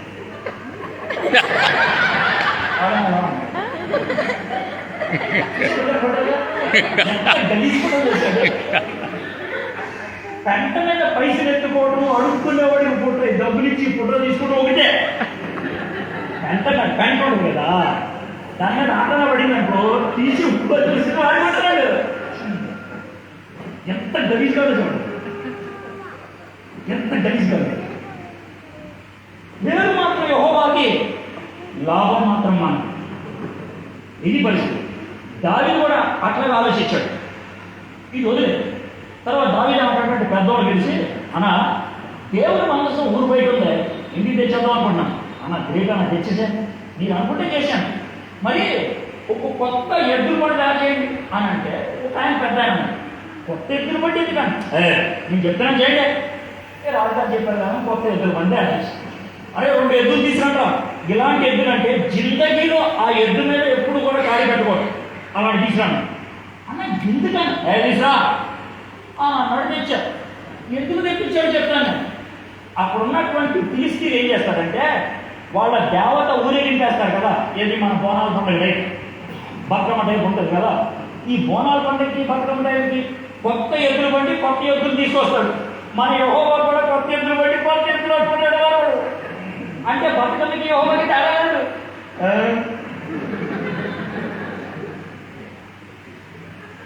అంటే బయట ఉపయోగించే పద్ధతి తీసుకొచ్చి ఇక్కడ పెడతారు.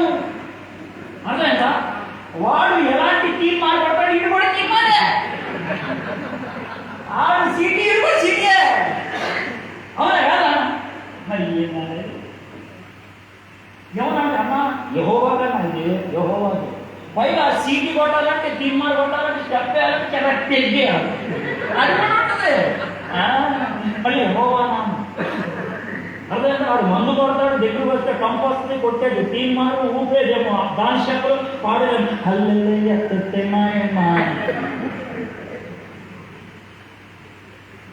సేమ్ టు సేమ్ దాని చేశాడు అబ్బాయి.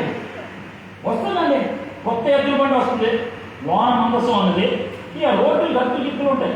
అదే ఆ గత్తుల్లో ఇక ఈ మందసం కింద పడతా ఉంటే పాపం ఉద్యోగం ఒక ఆయన ఉన్నాడు. వాడేం చేస్తాడు, వాడు పడిపోతేమని ఇట్లా పట్టుకున్నాడు. పట్టుకున్నా లేదో షాక్ కొట్టినట్టు కొట్టి కింద పడి చచ్చిపోయాడు. జాగ్రత్తగానంటే చచ్చిపోయాడు పోయి పోయాడు. ఇక పోతే దానికి ఏమైందో చూద్దాం. చూడండి, మొదటి దినవృత్తాంతము 13వ అధ్యాయం 11వ వచ్చి మీరు తీసేదాకా ఆగుతానే. ఎందుకంటే ఫస్ట్ సెంటెన్స్ నీకు కూడా షాక్ దొరుకుతుంది. మనోడికి తగిలిన షాక్ నీకు కూడా తగ్గ జోర్సే తీసేసేలాగా అది పరిస్థితి. అర్థమైందా? తగలంటారు అని చూడం. మొదటి దినవృత్తాంతం 13వ అధ్యాయం 11వ వచనం. యెహోవా ఉజ్జాను వినాశనము చేయుట చూచి దావీదు వ్యాకులపడాడు. ఉజ్జాను వినాశనం చేసింది ఎవరు? ఉజ్జాను వినాశనం చేసింది ఎవరు? వాడికి కరెంటు షాక్ తగిలి చంపేసింది ఎవరు? ఎవరు ఎవరు అని నీకు దిగాల దేవుడు చెప్పేశాడు. దేవుడే అమ్మా ఈ టైంలో ఈ డైలాగ్ లేదు. అమ్మా దేవుడికి న్యాయం కావాలమ్మా. వాడిని చంపడం ఏంటన్నా? దావీదుని చంపాలి. కానీ దావీదుని చంపితే రాజ్యం వెళ్ళిపోద్దురా. అందుకే ఆయన చెప్పాడు. మరి ఆడు చచ్చిపోతే ఏమవుతాను? ఏమవుతుంది? ఆడు మంచివాడైతే పరలోకానికి వెళ్తాడు, గెలిచివాడైతే నాటకానికి వెళ్తాడు. ఏమవుతుంది? ఏం లేదు, మరకేం లేదు. వాడు మంచివాడైతే పరలోకం పోతాడు, చెడ్డవాడైతే నాటకానికి పోతాడు. వాడు చచ్చిపోతే ఎవరు పని చేసుకుంటాడు? దావీదు. అరే దేవుడు చూసావా ఎంత మంచివాడు అన్నా? కరోనాలో మీతో అన్న పోయిందా?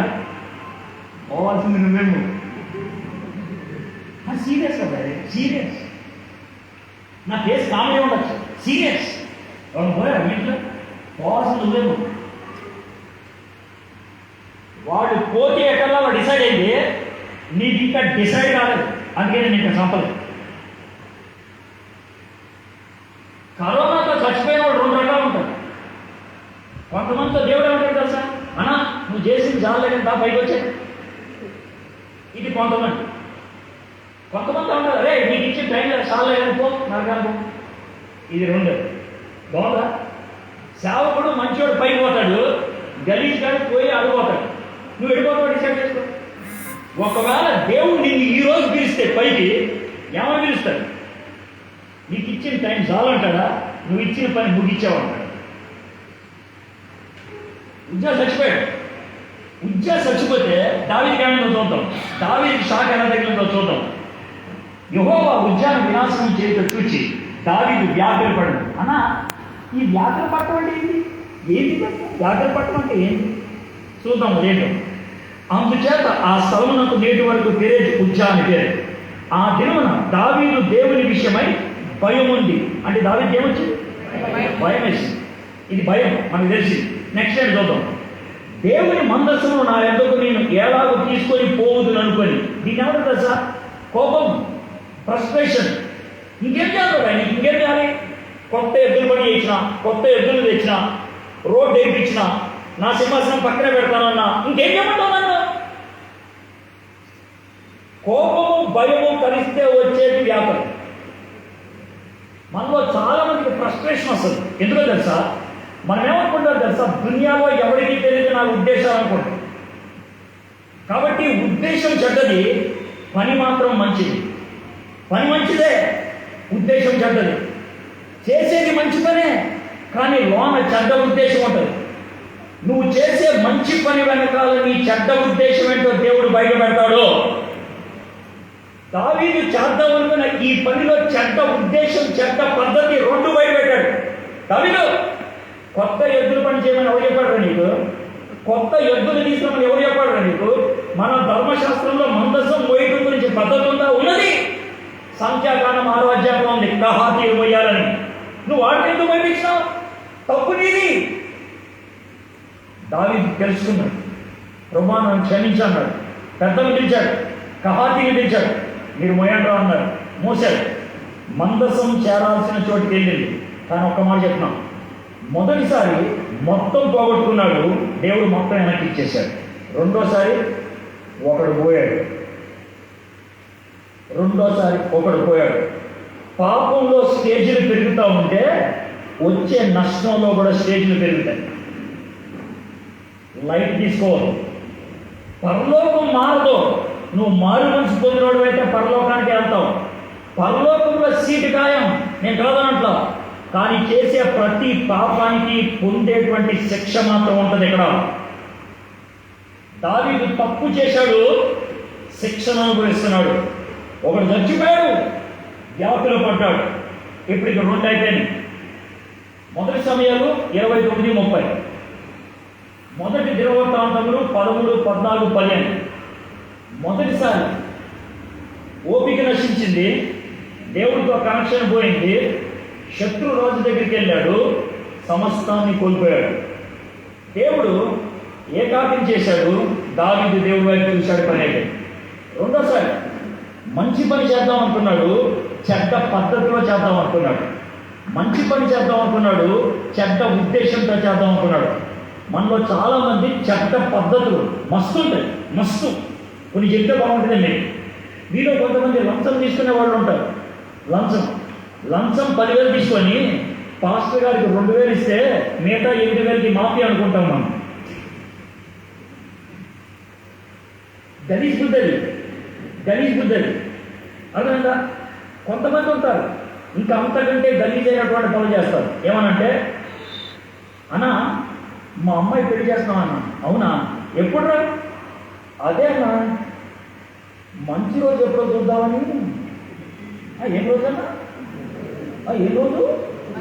అవునా అన్న. 118వ కీర్తన తెలుసా? తెలుసు. 118వ కీర్తనలో ఒక వచనం తెలుసా?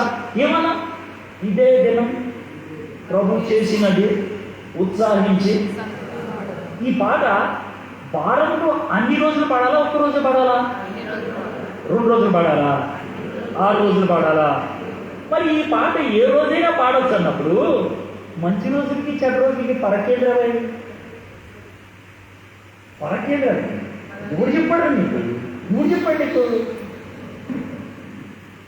క్రైస్తవులకి మంచి రోజులు చెడ్డ రోజులు పరకుండదు. మంచి ప్రదేశం చెడ్డ ప్రదేశం పరకుండదు. ఎక్కడైనా దేవుడు ఉంటాడు, ఏ రోజైనా మంచి రోజే. అర్థమైందా? ఇక నేను మా చర్చికి ఒకసారి ప్రసంగం చేయడానికి వెళ్ళాను. చాలాసార్లు చేసిన, ఊరి పేరు చెప్పండి. పోయినా చర్చికి వెళ్తే సిఎస్ఐ చర్చి అది. వెళ్తే మా ఊళ్ళో సిఎస్ఐ చర్చిలో ప్రసంగం చేసే పుల్పిట్ ఉంటుంది, ఇటు ఉండేది. అయితే నేను చాలా జనాల తర్వాత ఇంటికి మారింది.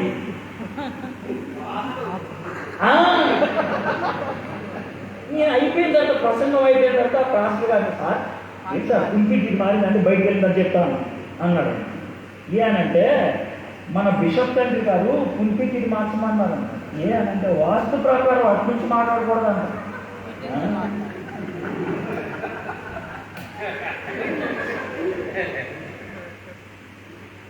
ఏం చెప్పాలి అన్న? వాస్తు అంటే ఏంటో మీకు తెలుసా? చెప్తాను సింపుల్గా, ఒక్క 2 సెంటెన్స్లో చెప్తా అయిపోతాం. వాస్తు అంటే హిందువులు నమ్మేది ఏంటంటే, మనకి 4 దిక్కులు ఉన్నాయి, ఉత్తరం, దక్షిణం, తూర్పు, పడమర. ఈ 4 దిక్కుల మధ్యలో ఇంకో 4 దిక్కులు ఉంటాయి. ఈశాన్యం, నైరుతి, వాయువు, మొత్తం 8 దిక్కులు. అయితే హిందువులు నమ్మేది ఏంటంటే, ఒక్కో దిక్కుకి ఒక దేవుడు ఉంటాడు. అంటే ఒక్కో దిక్కుని ఒక్కో దేవుడు కాపలా కాస్తూ ఉంటాడు. అందుకని 8 దిక్కుల్లో ఉన్నటువంటి 8 మంది దేవుళ్ళని అష్టదిక్పాలకులు అంటారు. అయితే ఈ దేవుళ్ళు ఒక్కొక్కడు ఒక్కో దాంట్లో స్పెషల్. అంటే ఉదాహరణకి గంగ ఉన్నాడు అనుకో, ఆయన నీళ్ళు స్పెషల్. అగ్నిదేవుడు ఉన్నాడు అనుకో, ఆయనేమో మంటకి అగ్నికి స్పెషల్. అయితే ఏ దేవుడికి కూడా కోపం రప్పిపోడు. కోపం ఎట్లా వస్తుందంటే అగ్నిదేవుడికి వంట చేసేవాడు ముట్టి చూపిపోడు. ఇప్పుడు నీకు అర్థమంట, ఇటు అగ్నిదేవుడు ఉన్నాడు అనుకో, నువ్వు వంట చేసేప్పుడు ఆయన ఎంత చూసే వంట చేయాలి. నువ్వు తిప్పావు అనుకో కోపం వస్తుంది. ముఖం దొరుకునేటప్పుడు గంగదేవుడికి ముడి చూపిపోడు, ఆయన పంపిగా ఉన్నాడు. అదే వాస్తు. అంటే టోటల్గా వాస్తు అంటే ఏంటంటే 8 మంది దేవుడిని సాటిస్ఫై చేయడం. ఒక్క మాట చెప్పంటావా, మనకున్నది ఒకటే దేవుడు, ఆడిని సాటిస్ఫై చేయాలని సస్తున్నాం మనం. 8 మందిని సాటిస్ఫై చేస్తామంటే నేను ఏమన్నా ఒక్కడితో పడాలి వస్తున్నాం మనం. ఈ 8 మందిని ఏం చేస్తాను అంటారు. ఏం చెప్పాలి నీకు? ఇది రాబోయే వాస్తు అంటే. ఇక పైన అన్న మన బయటలో కూడా ఉన్నాను వాస్తు, సింగినాను కాదు వాస్తు కూడా ఇప్పుడు చెప్పండి నీకు. అది ఒకటి, గుమ్మానికి ఎదురుగా గుమ్మం పెడితే గాలి తిన్నగా పోతుంది. తూర్పు దిక్కిన గుమ్మం పెడితే సూర్యోదయం లోనకి ఎండ వస్తే ఆరోగ్యానికి మంచిది. అది దేవుడు చెప్పింది. కానీ ఆయన వాస్తవం చెప్పాల, బైబిల్లో వాస్తవం లేదు. ఇదే కూడా మంచి పనులు చెడ్డ ఉద్దేశంతో చేయగలరు. మస్తు ఉంటాయి. దావీదు ఆ పని చేశాడు, ఒకడు సస్తే కానీ చెప్పాడు. అయిపోయిందా ఉండదు. నీకు 3 దాంట్లో దావీదుకి 53 ఏళ్ళు వచ్చాయి. పెద్దోడైతే మంచిగా సెటిల్ అయిపోయాడు. చుట్టూ ఉన్నటువంటి శత్రువులందరూ కూడా చాలా మంది చచ్చిపోయారు. సర్వసాధారణంగా రాజు ఏం చేస్తారంటే సంవత్సరానికి కొన్ని నెలలు ఈ పొలిమేరలన్నీ ఒకసారి సెటిల్ చేసుకుందాం అనుకుని వెళ్తారు. అయితే దావీదేమో సరే మీరు చూసుకోండిరా, మనకు అంత బాగా నేను ఇంట్లో ఉంటాను అన్నాడు. గుర్తుపెట్టుకోండి, మనము చెయ్యాల్సిన పని చెయ్యకపోతే ఖాళీగా కూర్చోం, పుక్కట్లో ఉండం, ఏదో తెలుస్తూ ఉంటాం. అవునా కదా? చెయ్యాల్సిన పని చేయలేదంటే వీడు కావచ్చు ఉంటాడు, ఏదో ఒకటి చేస్తాను ఉంటాడు. దావీదు యుద్ధానికి పోవాలా బజ్జీలు ఎక్కువ తిన్నాడు. మేము ఎదుగుపోయాడు, అటు ఇటు చూస్తూ ఉన్నాడు. ఆ ఊళ్ళో ఒక అమ్మాయి స్నానం చేస్తా ఉన్నాడు. అది స్నానం చేస్తున్నాను పక్క రావచ్చు కదా అన్న, ఎందుకు కదా అనొచ్చు. సుత్తి కాదు 53 ఏళ్ళు, 2 ఏళ్ళు అయితే రిటైర్ అవుతుంది. అదే అంట, ఆమె స్నానం చేశారు కూతురుతో సమానం. అదే అంట, ఆమె స్నానం చేస్తుంటే పక్కపోయాడు. అమ్మాయి కాదు, గొప్పదేం కాదు, పేదది. నీకు ఎలా చేస్తున్నా పైన వేరుకోలేదు, ఓపెన్ బాత్రూమ్. అదే ఆ పరిస్థితి, పేదది. ఇక మనవాడు చూశాడు, చిత్తకు వచ్చాడు, అమ్మాయిని పిలిపించుకున్నాడు. రాజుగారు పిలిచారు కదా, ఏం చేస్తుంది? వాన పోయింది, పడుకుంది. మనవాడు మొత్తం ఎంజాయ్ చేశాడు. అయిపోయిన తర్వాత చివరిలో ఒక మాట అంటాడు, ఎట్లా ఏం లేదు గెచ్చి బస ఓ బాత్రూమ్ లేదు, స్నానం చేసిపో అన్నాడు. ఇది మాట బైబిల్లో ఉంది. 2 సమయాలు 11, 12 అధ్యాయాలు. ఇప్పుడు మీకు ఎన్ని అధ్యాయాలు చెప్పినా 7 చెప్తాం. మొదటి సమయాలు 29, 30. మొదటి దేవవృత్తాంతం 13, 14, 15. 2 సమయాలు 11, 12. ఓ లాంటి స్నానం చేసుకో అన్నాడు. స్నానం చేసుకోవడం లేదు కాబట్టి నువ్వు స్నానం చేయి, తర్వాత నేను కూడా చేస్తాను. స్నానం చేస్తే యూదుల భాషలో అర్థమేంటి తెలుసా? పాపం కడుక్కుపోదు. నువ్వు ఏమైనా చేసి స్నానం చేసుకోవద్దు. ఇది పరిస్థితి అన్నమాట. మనలో చాలా మంది స్నానం చేసే బ్యాచ్ కాదు ఉంటాయి. చిన్నప్పటి నుంచి ఉంటుంది ఆ బ్యాచ్. చిన్నప్పటి నుంచి అంటే ఏంటి తెలుసా? మనం ఏదైనా చేసి కనబడకుండా చేస్తే చాలు కథం. చిన్నప్పుడు లడ్డు తినొద్దురా అంటే వీడు లడ్డు తినేసి మూర్తిని చేసుకుంటాడు. ఇదే స్నానం చేయడం అంటే. చాలా సింపుల్ చిన్న. ఇక పెద్ద అయిన తర్వాత ఎక్కడి దాకా ఆలోచన. ఉదాహరణకి మనకు మొబైల్ ఉంటుంది కదా, వీడికి ఒక గర్ల్ ఫ్రెండ్ ఉంటుంది, లేకపోతే ఈ అమ్మాయికి ఒక బాయ్ ఫ్రెండ్ ఉంటుంది. అమ్మ నాన్న అంటారు, నువ్వు ఫోన్లో ఎక్కువ చార్జ్ చేయొద్దు. వీళ్ళు ఏం చేస్తారు తెలుసా? ఏ బంగారం బాగున్నావా? బాగున్నాను, డిలీట్. ఎప్పుడు వస్తావా? సాయంత్రం వస్తావా? డిలీట్. ఈరోజు కాలేజీకి వస్తున్నా? నేను వస్తున్నానులే, డిలీట్. నువ్వు ఏదైనా డ్రెస్ వేసుకున్నా? వెళ్ళనా? నేను కూడా వెళ్ళేసుకుంటాను, డిలీట్. అదే అంటే ఒకవేళ అమ్మగారు నాన్న కూడా వచ్చేది, డిలీట్. వీడు ఏమన్నా ఏం లేదు, డిలీట్ వచ్చింది. సిస్టంలో డిలీట్ చేస్తావు కానీ హృదయంలో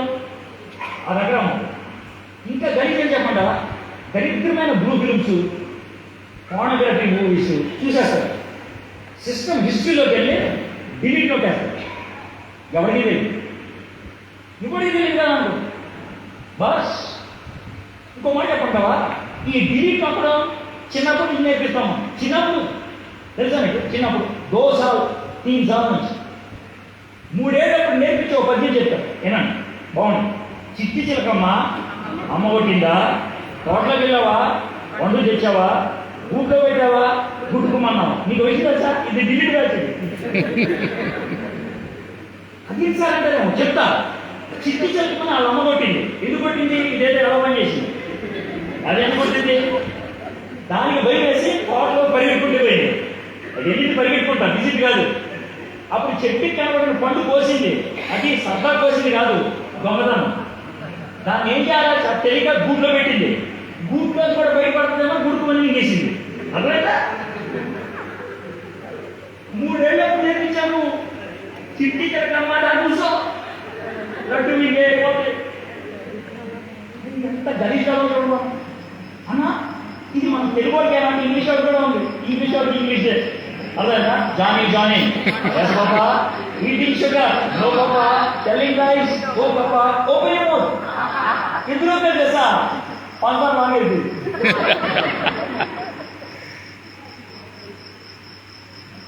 డిలీట్ చేశాడు. డిలీట్ సరే, దావీదు డిలీట్ చేశాడు. ఆమె పుస్తకం వెళ్ళిపోయింది, ఇంట్లో పుస్తకం కొన్నాడు. 3 నెలల తర్వాత మళ్ళీ వచ్చింది. ఏమొచ్చామన్నా? నేను గర్భవతి. మీ ఆయన ఎప్పుడు ప్రశ్న, మీ ఆయన సార్ ఆయన యుద్ధానికి వెళ్ళి 5 నెలలే పోయింది. అవునా? అయితే ఏంటి? తిరిగిచ్చేశాడు. బై నేను ఎవరి దగ్గర వాడు గంగ పెట్టుకున్నాడు బాగా. నేను గమనించి నీకే స్పెషల్ లీవ్ ఆఫర్ చేశాను అని అంటే, రాజర్ మీరు లీవ్ ఆఫర్ చేసి రాశారు కానీ తన సైనికులంతా యుద్ధం చేస్తాంటే నేను నా భార్యతో పడుకోవడానికి నాకు బుద్ధి లేదనుకున్నారా? ఈ మాట ఎక్కడ పుచ్చుకుంటుంది తెలుసా? దారిదే ఇంకా వీడు సొంత కాలం దగ్గరికి వెళ్తే పడుకుని ఉంటాడు, నేను పక్క తోట దగ్గరికి వెళ్ళి పడుకున్నాను. మరి నేనేమన్నా ఇప్పుడు షార్ట్ అట్లా కాదని మనవాడికి పెగ్గు మీద పెగ్గు, పెగ్గు మీద పెగ్గు, పెగ్గు మీద పెగ్గు మొత్తం ఎక్కించేసాడు. మనవాడు ఎక్కించినాను. బాబు ఇప్పుడు వెళ్ళండి. రాజు నేను ఎందుకు సార్ నా సైన్యం అర్థం చేస్తుంటే నేను నా పొలంతో అలవాటుంటాను.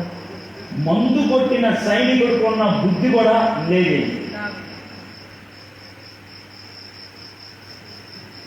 ఆయన చంపించేశాడు. చంపించేసి కవరింగ్ ఏం తెలుసా? పిలిస్తే పలికే మన యొక్క నాయకుడు పేదల పార్టీ పెన్ని దానికి స్టాండప్ అయ్యాడు. ఈయనకి భర్త లేదు. అయ్యో పాపం గర్భంలో దిగున్నాడు.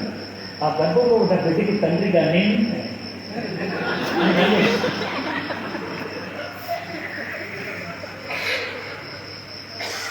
ప్రజలు ఏమనిపిస్తున్నారు? సూపర్ అయిపోయింది. కానీ ఎవ్వరికి తెలియదు. ఎవ్వరికి తెలియకపోతే మనకు అర్థమైన భాషలో చెప్తున్నాం స్టోరీ.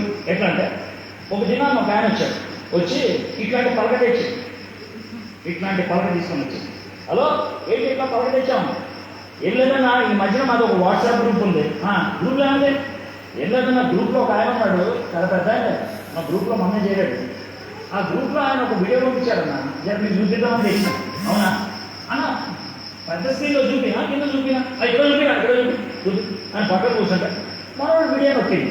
అదొక బటన్ ఇలా నొక్కితే 3 సెకండ్లు చూడన్నా, చూడన్నా, అది 6 సెకండ్లు అయింది, 8 సెకండ్లు.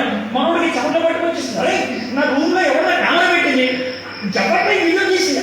నా బట్టలు ఇక్కడ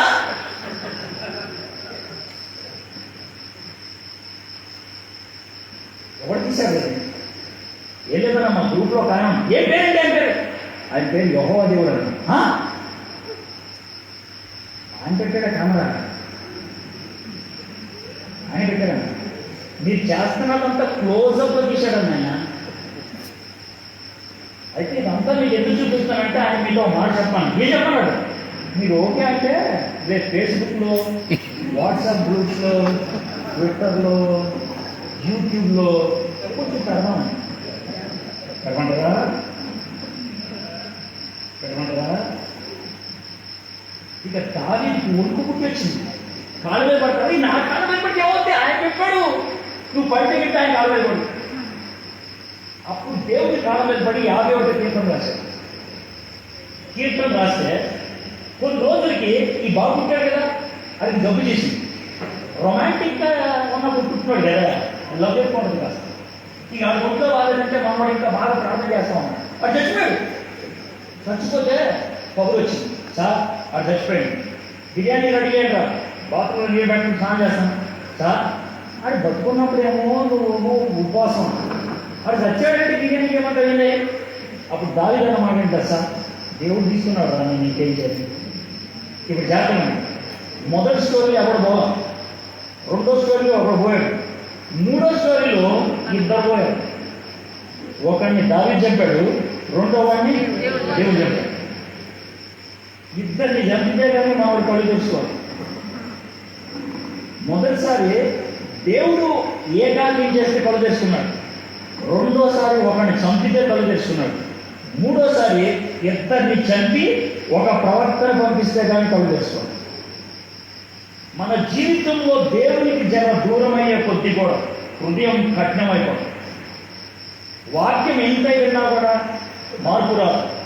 ఎంతమంది బలబుద్ధి చెప్పినా ఎక్కదు, ఎంత కఠినంగా మాట్లాడినా పనవదు. నీ జీవితం ఆ స్థాయికి వెళ్ళిపోయింది. ఒకడు సస్తే కానీ నీకు అర్థం కాలేదు, ఇద్దరు సస్తే కానీ నీకు అర్థం కాని పరిస్థితికి వెళ్ళిపోయాడు. ఆలోచిస్తాం. ఇక చివరి దానికి వస్తుంది.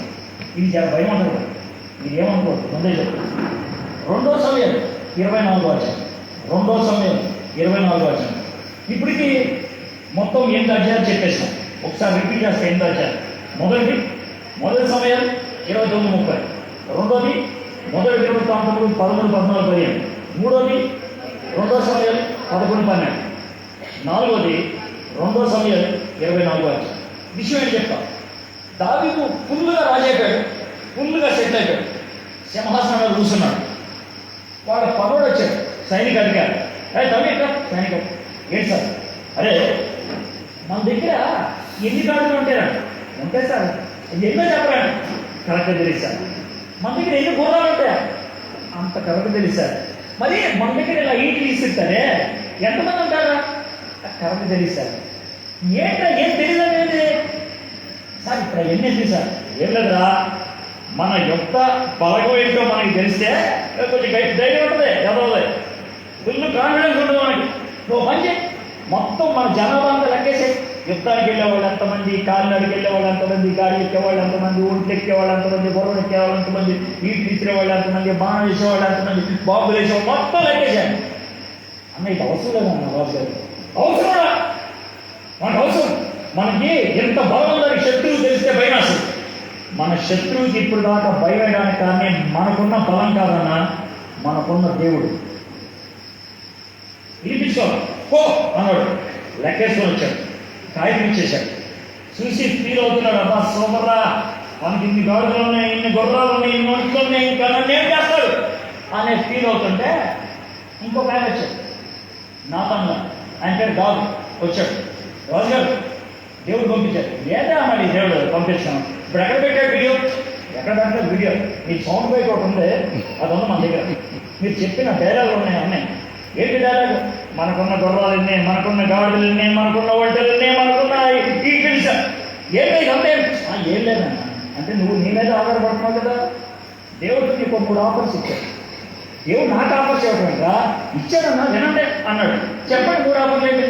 ఆఫర్ నెంబర్ 1, 3 సంవత్సరములు పిచ్చి కుక్క వలె తిరగవలను. ఏమన్నారా? దేవుడు చెప్పన్నాడమ్మా, సౌండ్ బయట పెట్టి చెప్పన్నాడు 3 సంవత్సరాలు పిచ్చి కుక్కలా తిరగాలన్న. సరే, 2 ఆఫర్ ఏం చెప్పి 3 నెలలు పిచ్చి కుక్కలాగా నేను కొట్టుదురు. ఇదేంటండి ఇదే అన్న. 3 ఆఫర్ చెప్పు. ఏం లేదు, 3 రోజులే దేవుడే నిన్ను ఎరగబోదు.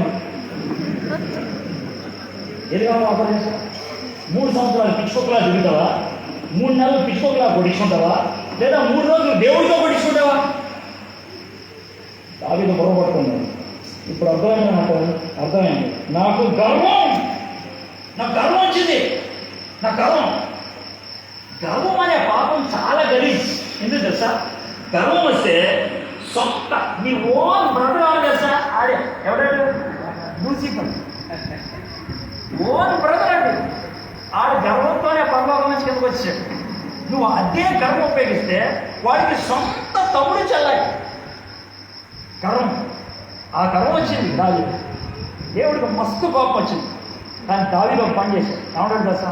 దేవా, 3 సంవత్సరాలు పిచ్చుకుక్కలా తిరగలేను, 3 నెలలు పిచ్చుకుక్కలా కొట్టించుకోలేను, 3 రోజులు సావో రేవో నీ చేతులు. దేవుడు చాలా మంచివాడు తెలుసా? ఇంకో విషయం చెప్తాను. దేవుడికి ఇష్టమైన పిల్లలు ఎవరైనా పాపం చేస్తే, దేవుని దాసులు ఎవరైనా పాపం చేస్తే, దేవుడు చేసే ఒక మంచి పని ఏంటి తెలుసా? నువ్వు చేసే పాపం బయట పడకుండా చూస్తాడు. నువ్వు చేసే పాపం బయట పడకుండా చూస్తాడు. దేవుడే కాపాడతాడు. దేవుడు కాపాడేది నువ్వు పాపంలో కొనసాగాలని కాదు. దేవుడు నిన్ను ఎరగబాస్తే ఎవరికీ తెలియకుండా సెపరేట్ అయిపోవాలి. మీరు ఎప్పుడైనా ఇలా జరిగిందో లేదు నాకు తెలియదు. మీరు ఏదో గలీజ్ పని చేస్తున్నారు, ఇంట్లో ఒక్కళ్ళే ఉంది, అప్పుడే పని అయిపోయింది, మీరు సైలెంట్ కూర్చున్నారు, టక్ టక్ టక్ తలుపు కొడతారు, తీస్తారు మీ నాన్న, మీ ఆయన, మీ ఆవిడ, మీ అక్క, మీ అన్న. అప్పుడు తలుపు కొడతా ఉంటే మీకు వచ్చే ఫీలింగ్ ఏంటంటే, అమ్మో 5 నిమిషాల క్రితం వస్తే ఏమైంది. కానీ నీకు వచ్చింది తెలుసా? 5 నిమిషాల క్రితం వాళ్ళని రానివ్వకుండా చేసింది ఎవరు తెలుసా? దేవుడే. వాళ్ళ చేతుల్లో పడితే నిన్ను ఎరగబోతారు, నీకు బాగుపడడానికి అవకాశం ఉంది. వాళ్ళ చేతుల్లో పడకుండా దేవుడి చేతుల్లో పడితే దేవుడు నిన్ను సెపరేట్ చేయడానికి అవకాశం ఉంది. దావీదు అదే కోరుకున్నాడు. దేవా, నీ చేతిలో పడతాను.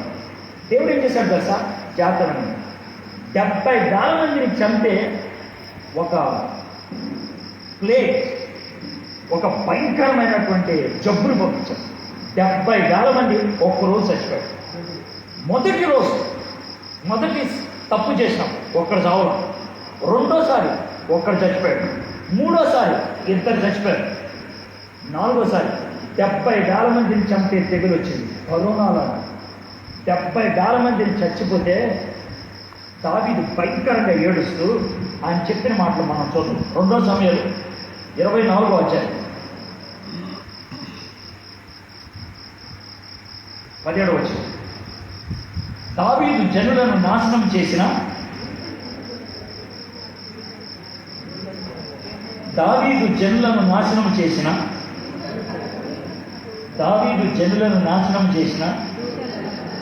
అంటే జనులను నాశనం చేసింది ఎవరు? దూత. దేవుడు పంపించిన దూత. మీకు విషయం తెలుసా? కరోనాని పంపించింది ఎవరో తెలుసా? దేవుడే. ఆడు చైనా వాడు అవ్వచ్చు, లేకపోతే చెన్నై వాడు అవ్వచ్చు, నాకు అనవసరం. దేవుడు అనుమతి లేకుండా కరోనా వస్తుందా?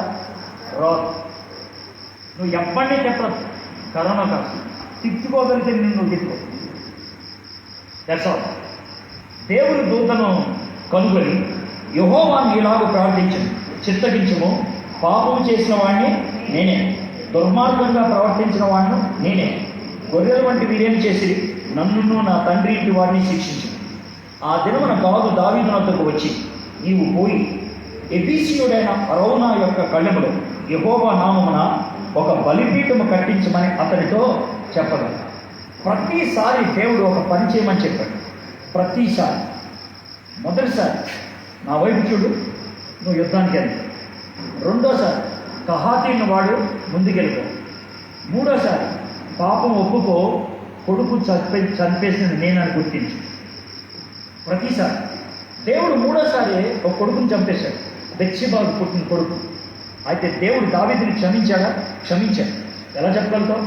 అదే బెత్షెబాకు పుట్టిన సొలొమోను రాజే. బెత్షెబాకు పుట్టిన మొదటి కొడుకు చచ్చిపోయాడు, అది కోపం. బెత్షెబాకు పుట్టిన రెండో కొడుకు రాజయ్యాడు, అది ఆశీర్వాదం. ఇక్కడ 70,000 మందిని చంపేస్తే దేవుడు సర్లే క్షమిస్తున్నా అనలా, బలిపీఠం పట్టు అన్నాడు. బలిపీఠం మరి ఏం చేస్తాం మనం? బలులు అర్పిస్తాం. పాప క్షమాపణ కోసం బలులు అర్పించకుండా పని అవుతుందా? అవ్వదు. పాపం చేసాం మనం, బలిపీఠం మీద బలి అర్పించాలి. దావీదు బలులు అర్పించాడు, కానీ మనం బలి అర్పించాల్సిన పని లేదు. అర్పించిన బలిని గుర్తు తెచ్చుకోవాలి. ఏ బలి? శిలువ మీద యేసే నా కోసం చనిపోయాడే అది. ఇప్పుడు మీకు ఒక ప్రశ్న అడుగుతుంది. మీ ఇళ్లలో బలిపీఠం కట్టుకున్నారా? దేవుని దగ్గర క్షమాపణ అడిగే బలిపీఠం, అనుదినం దేవుణ్ణి క్షమించమని అడిగే బలిపీఠం నీకున్నదా? మీకు ఒక విచిత్రమైన సన్నివేశం చెప్తాను. రాజమండ్రి దగ్గర మండపేట అనే ఊరు ఉంది. ఆ ఊర్లో ఒక 5 ఏళ్ల క్రితం మీటింగ్ అయింది. ఒక 6-7 వేల మంది వస్తారు మీటింగ్, 3 రోజులు. పిల్లలు గడబడి చేయకుండా వాళ్ళకి వేరుగా సండే స్కూల్ లాగా నడిపిస్తారు. 260 మంది పిల్లలు 3 దినాలు సండే స్కూల్ అయిపోయిన తర్వాత చివరిలో స్టేజ్ ఎక్కారు, పాటలు పాడారు. అంతా అయిపోయిన తర్వాత సండే స్కూల్ నడిపించి ఆయన మైక్ తీసుకున్నాం. ఏమన్నాడు తెలుసా? మేము పిల్లలందరితో మాట్లాడాం. పిల్లలందరూ కలిసి వాళ్ళ అమ్మా నాన్నలు ఒక మాట చెప్పాలనుకుంటున్నారు. పిల్లలందరూ అమ్మా నాన్నకి ఏం చెప్తారా అని ఉన్నది. అందరు చెప్తే నీకు అర్థం కాదు, నేనే చెప్తాను అన్నాడు. ఏమన్నాడంటే, ఈ పిల్లలు మొత్తం 160, ఇందుట్లో రాయటం వచ్చిన వాళ్ళు 244. ఈ 244 మందికి మేము కాగిత మొక్కలు ఇచ్చాం. ఇచ్చి వాళ్ళని ఒకే ఒక్క ప్రశ్న అడిగాం. ఏమడిగామంటే, పాపా బాబు మిమ్మల్ని కూర్చోబెట్టి మీ పక్కన ఏసై కూర్చొని మీ మీద ఏసై చెయ్యేసి మీ బుగ్గ మీద ముద్దు పెట్టి, తమ్ముడు చెల్లి మీ ఇంట్లో ఏం బాగాలేదు, మీ ఇంట్లో ఏముంటే బాగుంటుంది, ఒకటి చెప్పు నాకు, నువ్వు హ్యాపీగా ఉండడానికి ఏముంటే బాగుంటుంది, నిన్ను హ్యాపీ చేసేది మీ ఇంట్లో ఉండాల్సింది నేను చెప్పాను అని అంటే 244 మందిలో 225 మంది ఒకే రకమైన జవాబు రాశారు. అదేంటి చదువుతాను అని అన్నాడు. కాపీ కొట్లో 225 మంది రాసిన జవాబు ఒకే విధంగా ఉంది. ఏమని రాశారు తెలుసా? మా అమ్మ నాన్న కొట్టుకోకుండా ఉంటే చాలు, మా అమ్మ నాన్న ప్రేమించుకుంటే చాలు. మీరేమనుకుంటారు తెలుసా? నా కొడుకు కావాల్సిన బండి కొనిస్తే, నా కూతురికి కావాల్సిన మొబైల్ కొనిస్తే, వాళ్ళకి కావాల్సిన బట్టలు కొనిస్తే, వయసు వచ్చినప్పుడు పెళ్లి చేస్తే పని అయిపోద్ది అనుకుంటారు. పిల్లలకు కావాల్సింది పైసలు కాదు, పిల్లలకు కావాల్సిన తిండి కాదు, పిల్లలకు కావాల్సిన బట్టలు కాదు, పిల్లలకు కావాల్సింది ప్రేమ. ఇంటిలో ప్రేమ దొరకకపోతే బయటకు పోతారు ప్రేమ కోసం. ఇంట్లో అంగీకారం దొరకకపోతే బయటకు పోతారు అంగీకారం. మీ ఇల్లు ఎలా ఉందో ఒకసారి చూసుకోండి. దావీదు బలిపీఠం కట్టాల్సి వచ్చింది, బలులు అర్పించాల్సి వచ్చింది. ఏమైందో చూద్దాం. 25వ వచనం. అక్కడ దావీదు యెహోవా నామమున ఒక బలిపీఠము కట్టించి దహన బలులను సమాధాన బలులను అర్పించను. యెహోవా దేశము కొరకు చేయబడిన విజ్ఞాపనను ఆలకింపగా ఆ తెగులు ఆగి ఇశ్రాయేలీయులను విడిచిపోయారు. 4 సందర్భాలు, 4 కారణాలు, 4 రకాలైన సమస్యలు పరిష్కారం. మొట్టమొదటి, దేవుడితో సంబంధాన్ని పోగొట్టుకున్నాడు, చట్టాన్ని చేతిలో తీసుకున్నాడు, పరాయి రాజుని ఆయన కాళ్ళు పట్టుకున్నాడు, సమస్తాన్ని కోల్పోయాడు. దేవుడి వైపు చేశాడు, మొత్తం వచ్చేసి. రెండోసారి మంచి పని చేద్దాం అనుకున్నాడు, చెడ్డ ఉద్దేశంతో చేద్దాం అనుకున్నాడు, ఒక వ్యక్తి చచ్చిపోయాడు. చెడ్డ పద్ధతిని సరి చేసుకున్నాడు, దేవుడు క్షమించాడు. మూడోసారి చెయ్యాల్సింది చేయలేదు, చెయ్యకూడదు చేశాడు, ఇద్దరు చచ్చిపోయారు. ఒక వ్యక్తిని పంపించాల్సి వచ్చింది, కళ్ళు తెరిపించాల్సి వచ్చింది. నాలుగోసారి గర్వం వచ్చింది, దేవుడితో కనెక్షన్ పోయింది, 70,000 మంది చచ్చిపోయారు. దేవుడు ప్రవక్తను పంపించాడు, బలులు అర్పించమన్నాడు, దేవుడు క్షమించాడు. మొదటిసారి ఎవరు చచ్చిపోవాలి, రెండోసారి ఒకరు, మూడోసారి ఇద్దరు, నాలుగోసారి 70,000 మంది. ప్లీజ్ మీకు ఒక మాట చెప్తున్నాను, దావీదు పరలోకాన్ని కోల్పోడు, కానీ పాపానికి శాపం తప్పదు. పాపానికి వచ్చేటువంటి పర్యవసానం తప్పదు. ఆ పరిస్థితి తెచ్చుకోవద్దు మీరు. మొదటి స్థాయిలోనే అయితే ఏం పోవు, రెండో స్థాయి అయితే ఒకళ్ళే, మూడో స్థాయి అయితే ఇద్దరు, నాలుగో స్థాయి అయితే 70,000 మంది. ఎందుకు తెచ్చుకుంటారు ఆ పరిస్థితి? మనలో చాలామంది క్రైస్తవులు ఇలా అనుకుంటాం, దేవుడు మా అమ్మ అమ్మమ్మ అన్నీ క్షమించేస్తాడు. క్షమిస్తాడు, పరలోకంలో స్థానం గ్యారంటీ, కానీ చేసిన పాపానికి నువ్వు శిక్షను అనుభవిస్తావు. ఎంత ఘోరమో చూడదు. అది కూడా దేవుడు మన మంచి కోసం, మనలో అపవిత్రతలోకి అలా వెళ్ళిపోకుండా ఉండడానికి. అయితే దేవుడు దావీదుని పూర్తిగా క్షమించాడా? క్షమించాడంటానికి ఒక వచనం చూపించి నేను ముగిస్తాను. 2వ దినవృత్తాంతము 3వ అధ్యాయం 1వ వచనం. 2వ దినవృత్తాంతము 3:1. తర్వాత సొలొమోను యెరూషలేములో తన తండ్రి అయిన దావీదునకు యెహోవా ప్రత్యక్షమైనప్పుడు మోరియా పర్వతమందు దావీదు సిద్ధపరిచిన స్థలమున ఎబీసీయుడైన ఒర్నాను కళ్ళమందు దావీదు ఏర్పరిచిన స్థలమున యెహోవాకు ఒక మందిరము కట్టను ఆరంభించాడు. మీకు అర్థమవుతుందా? ఎక్కడైతే దావీదు బలిపీఠం పెట్టాడో అక్కడే సొలొమోను పునాది రాయి వేసి మందిరాన్ని కట్టడం మొదలుపెట్టాడు. తెగులు ఆపిన స్థలం దేవుని సన్నిధి అయింది. తెగులు ఆపిన స్థలం దేవుని సన్నిధి అయింది. మీ ఇంట్లో బలిపీఠం ఉంటే బహుశా మీ ఇంట్లో ఉన్న తెగుళ్ళు, మీ ఇంట్లో ఉన్న అరాచకాలు, మీ ఇంట్లో ఉన్నటువంటి సమస్యలు బయటకు వెళ్ళిపోతాయి. మీ ఇంట్లో బలిపీఠం ఉంటే దేవుని సన్నిధి వస్తుంది. బలిపీఠం అంటే కుటుంబ ప్రార్థన, బలిపీఠం అంటే దేవునితో అనుదినము గడిపేటువంటి అనుభూతి. ఇంట్లో తండ్రికి, తల్లికి, పిల్లలకి ఉంటే దేవుని సాన్నిధ్యం ఇంట్లోకి వస్తుంది. తమ్ముళ్ళు, చెల్లాయిలు, అన్నలు అక్కడ సీరియస్గా ఆలోచించండి. దేవుడు మన మంచి కోరి ఈ విషయాన్ని చెప్తున్నాడు. నాకు చిన్న ప్రశ్న వచ్చింది. ప్రార్థనలో దేవుడిని అడిగాను, ఎలాగే దేవా దావీదంటే నీకు అంత ఇష్టం కదా, ఎందుకు దావీదుని ఎంతగా బయట పెట్టేశావు? కవరప్ చేస్తే సరిపోయేది కదా, మాకు చెప్పకుండా ఉంటే సరిపోయేది కదా. దేవుడు నాకు ఇచ్చిన తలంపు ఏంటి తెలుసా? దావీదు మామూలుడు కాదు. నేను హృదయానుసారుడైన ఉట్టిన అనలేదు. 106 కీర్తనలు రాశాడు. కాపీ కొట్టి రాయలేదు ఆయన. మ్యూజిక్ ఎవరో కాపీ కొట్టి ఇవ్వలేదు ఆయనకి. అంత అద్భుతంగా ఆయన ఆరాధించాడు. ఆయన కూడా పడిపోయాడు. నేను చెప్పదలుచుకున్న మాట ఏంటి తెలుసా? అంతగా ఆరాధించిన వ్యక్తే పడిపోయాడంటే నువ్వు నేను పడిపోవడం ఎంత అని దేవుడు జ్ఞాపకం చేస్తున్నాడు. పెద్ద విషయం కాదు. ఇక్కడ సేవకులు ఉన్నారు, సువార్థికులు ఉన్నారు, పెద్దవాళ్ళు ఉన్నారు, పరిచర్య చేసేవాళ్ళు ఉన్నారు, సంఘ పెద్దలు ఉన్నారు, పేరు మోసిన వాళ్ళు ఉన్నారు, వారిలో ఉండే వాళ్ళు ఉన్నారు, బైబిల్ చదివే వాళ్ళు ఉన్నారు, స్త్రీల మైత్రి వాళ్ళు ఉన్నారు. మిమ్మల్ని నేనేమనలేదు. ఒకే ఒక మాట చెప్తున్నాను. పడిపోయిన స్థితిలో ఉన్నారా? ఎవరికి కనబడకుండా నటిస్తున్నారా? దేవుడి దగ్గర సరి చేసుకోండి. దేవుడు మీ జీవితాన్ని ఇంకా కఠినపరచకముందే, దేవుని యొక్క ఉగ్రత మీ మీద పడకముందే, దేవుని దూతను పంపించి మరణాన్ని తీసుకురాకముందే, దేవుడు ఉగ్రుడైపోయి నీ మీద ఒక తెగులు పంపించకముందే వాళ్ళు తెలుసుకుంటే బాగుంది. తెలుసుకుంటారా? ప్రార్థన చేస్తాను. తలంచండి, కన్ను మూసుకోండి. దావీదు 4 సార్లు పడిపోయాడు. దేవుడు 4 సార్లు కూడా వెనక్కి తీసుకురావడానికి తన వంతు ప్రయత్నం చేశాడు. దావీదు కళ్ళు తెచ్చుకున్నాడు, వెనక్కి రాగలిగాడు. దేవుడు క్షమించాడు ప్రతిసారి కూడా. కొంచెం నష్టపోయాడు, కానీ దేవుడు ట్రాక్లో మాత్రం కొనసాగలిగాడు. ఈ రాత్రి నీ పరిస్థితి ఏంటి? నీ పరిస్థితి ఏంటి? దేవునితో ఉన్న సంబంధం తెగిపోయిందా? తొందరపాటుతో చట్టాన్ని చేతిలో తీసుకున్నావా? ఓపిక నశించిందా నీకు? మంచి పనే చేస్తున్నావు, కుయుక్తి బుద్ధి ఉందా లోన? ఎవరికి కనబడకుండా పాపం చేసి కప్పుపుచ్చేసావా?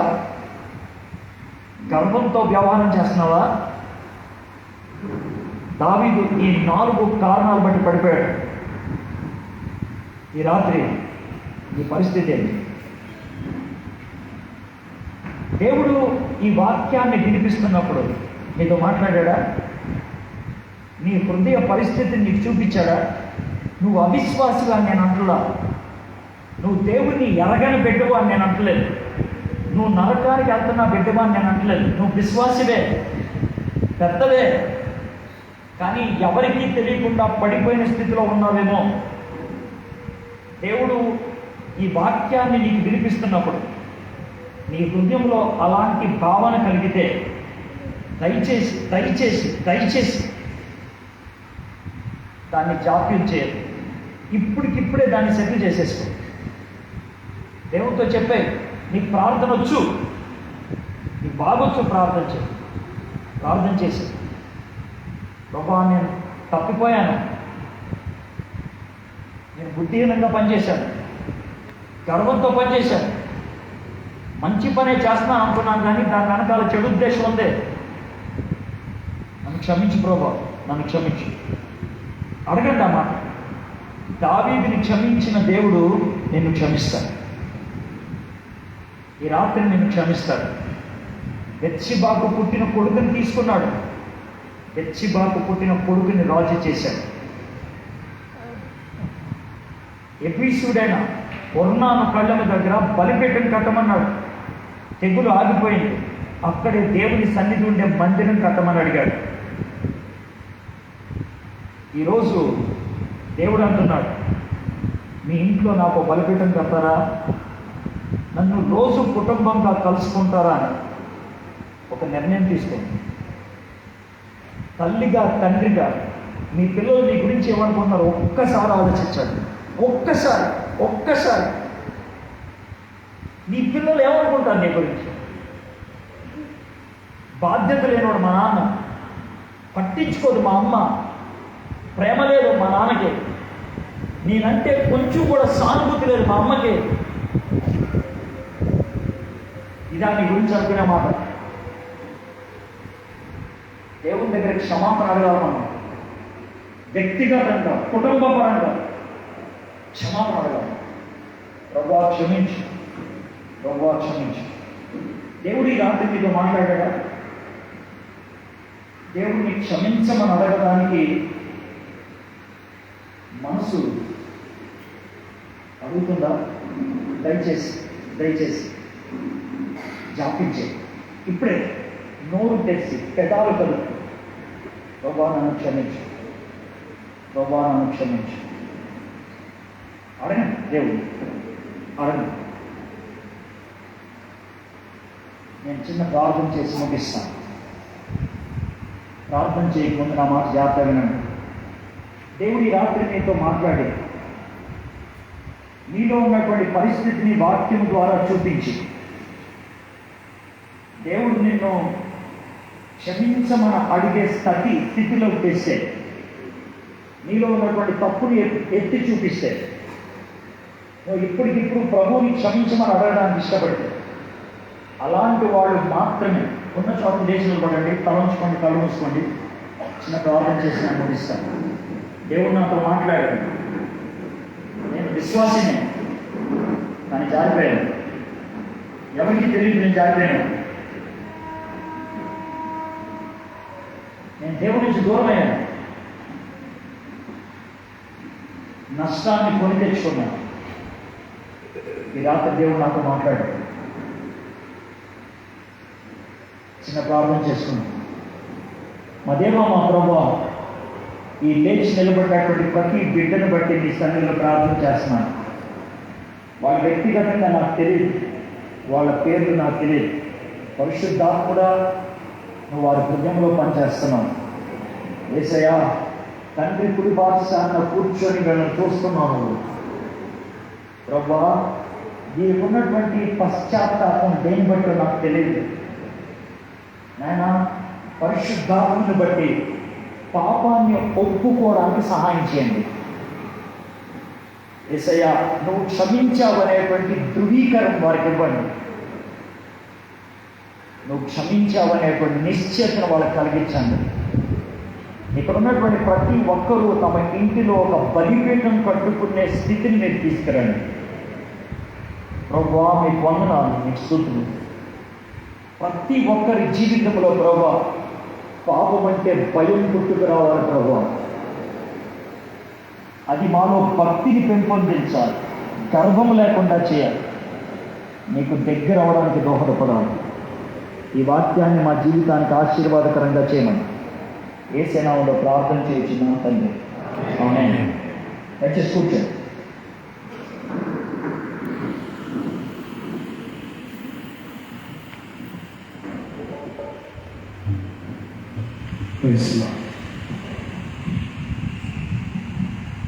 దేవునికి మహిమ కలుగును గాక.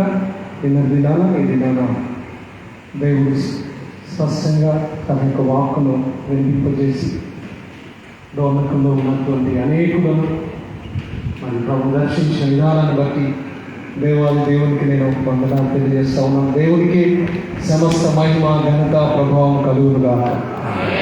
ఆమేన్. ఆమేన్.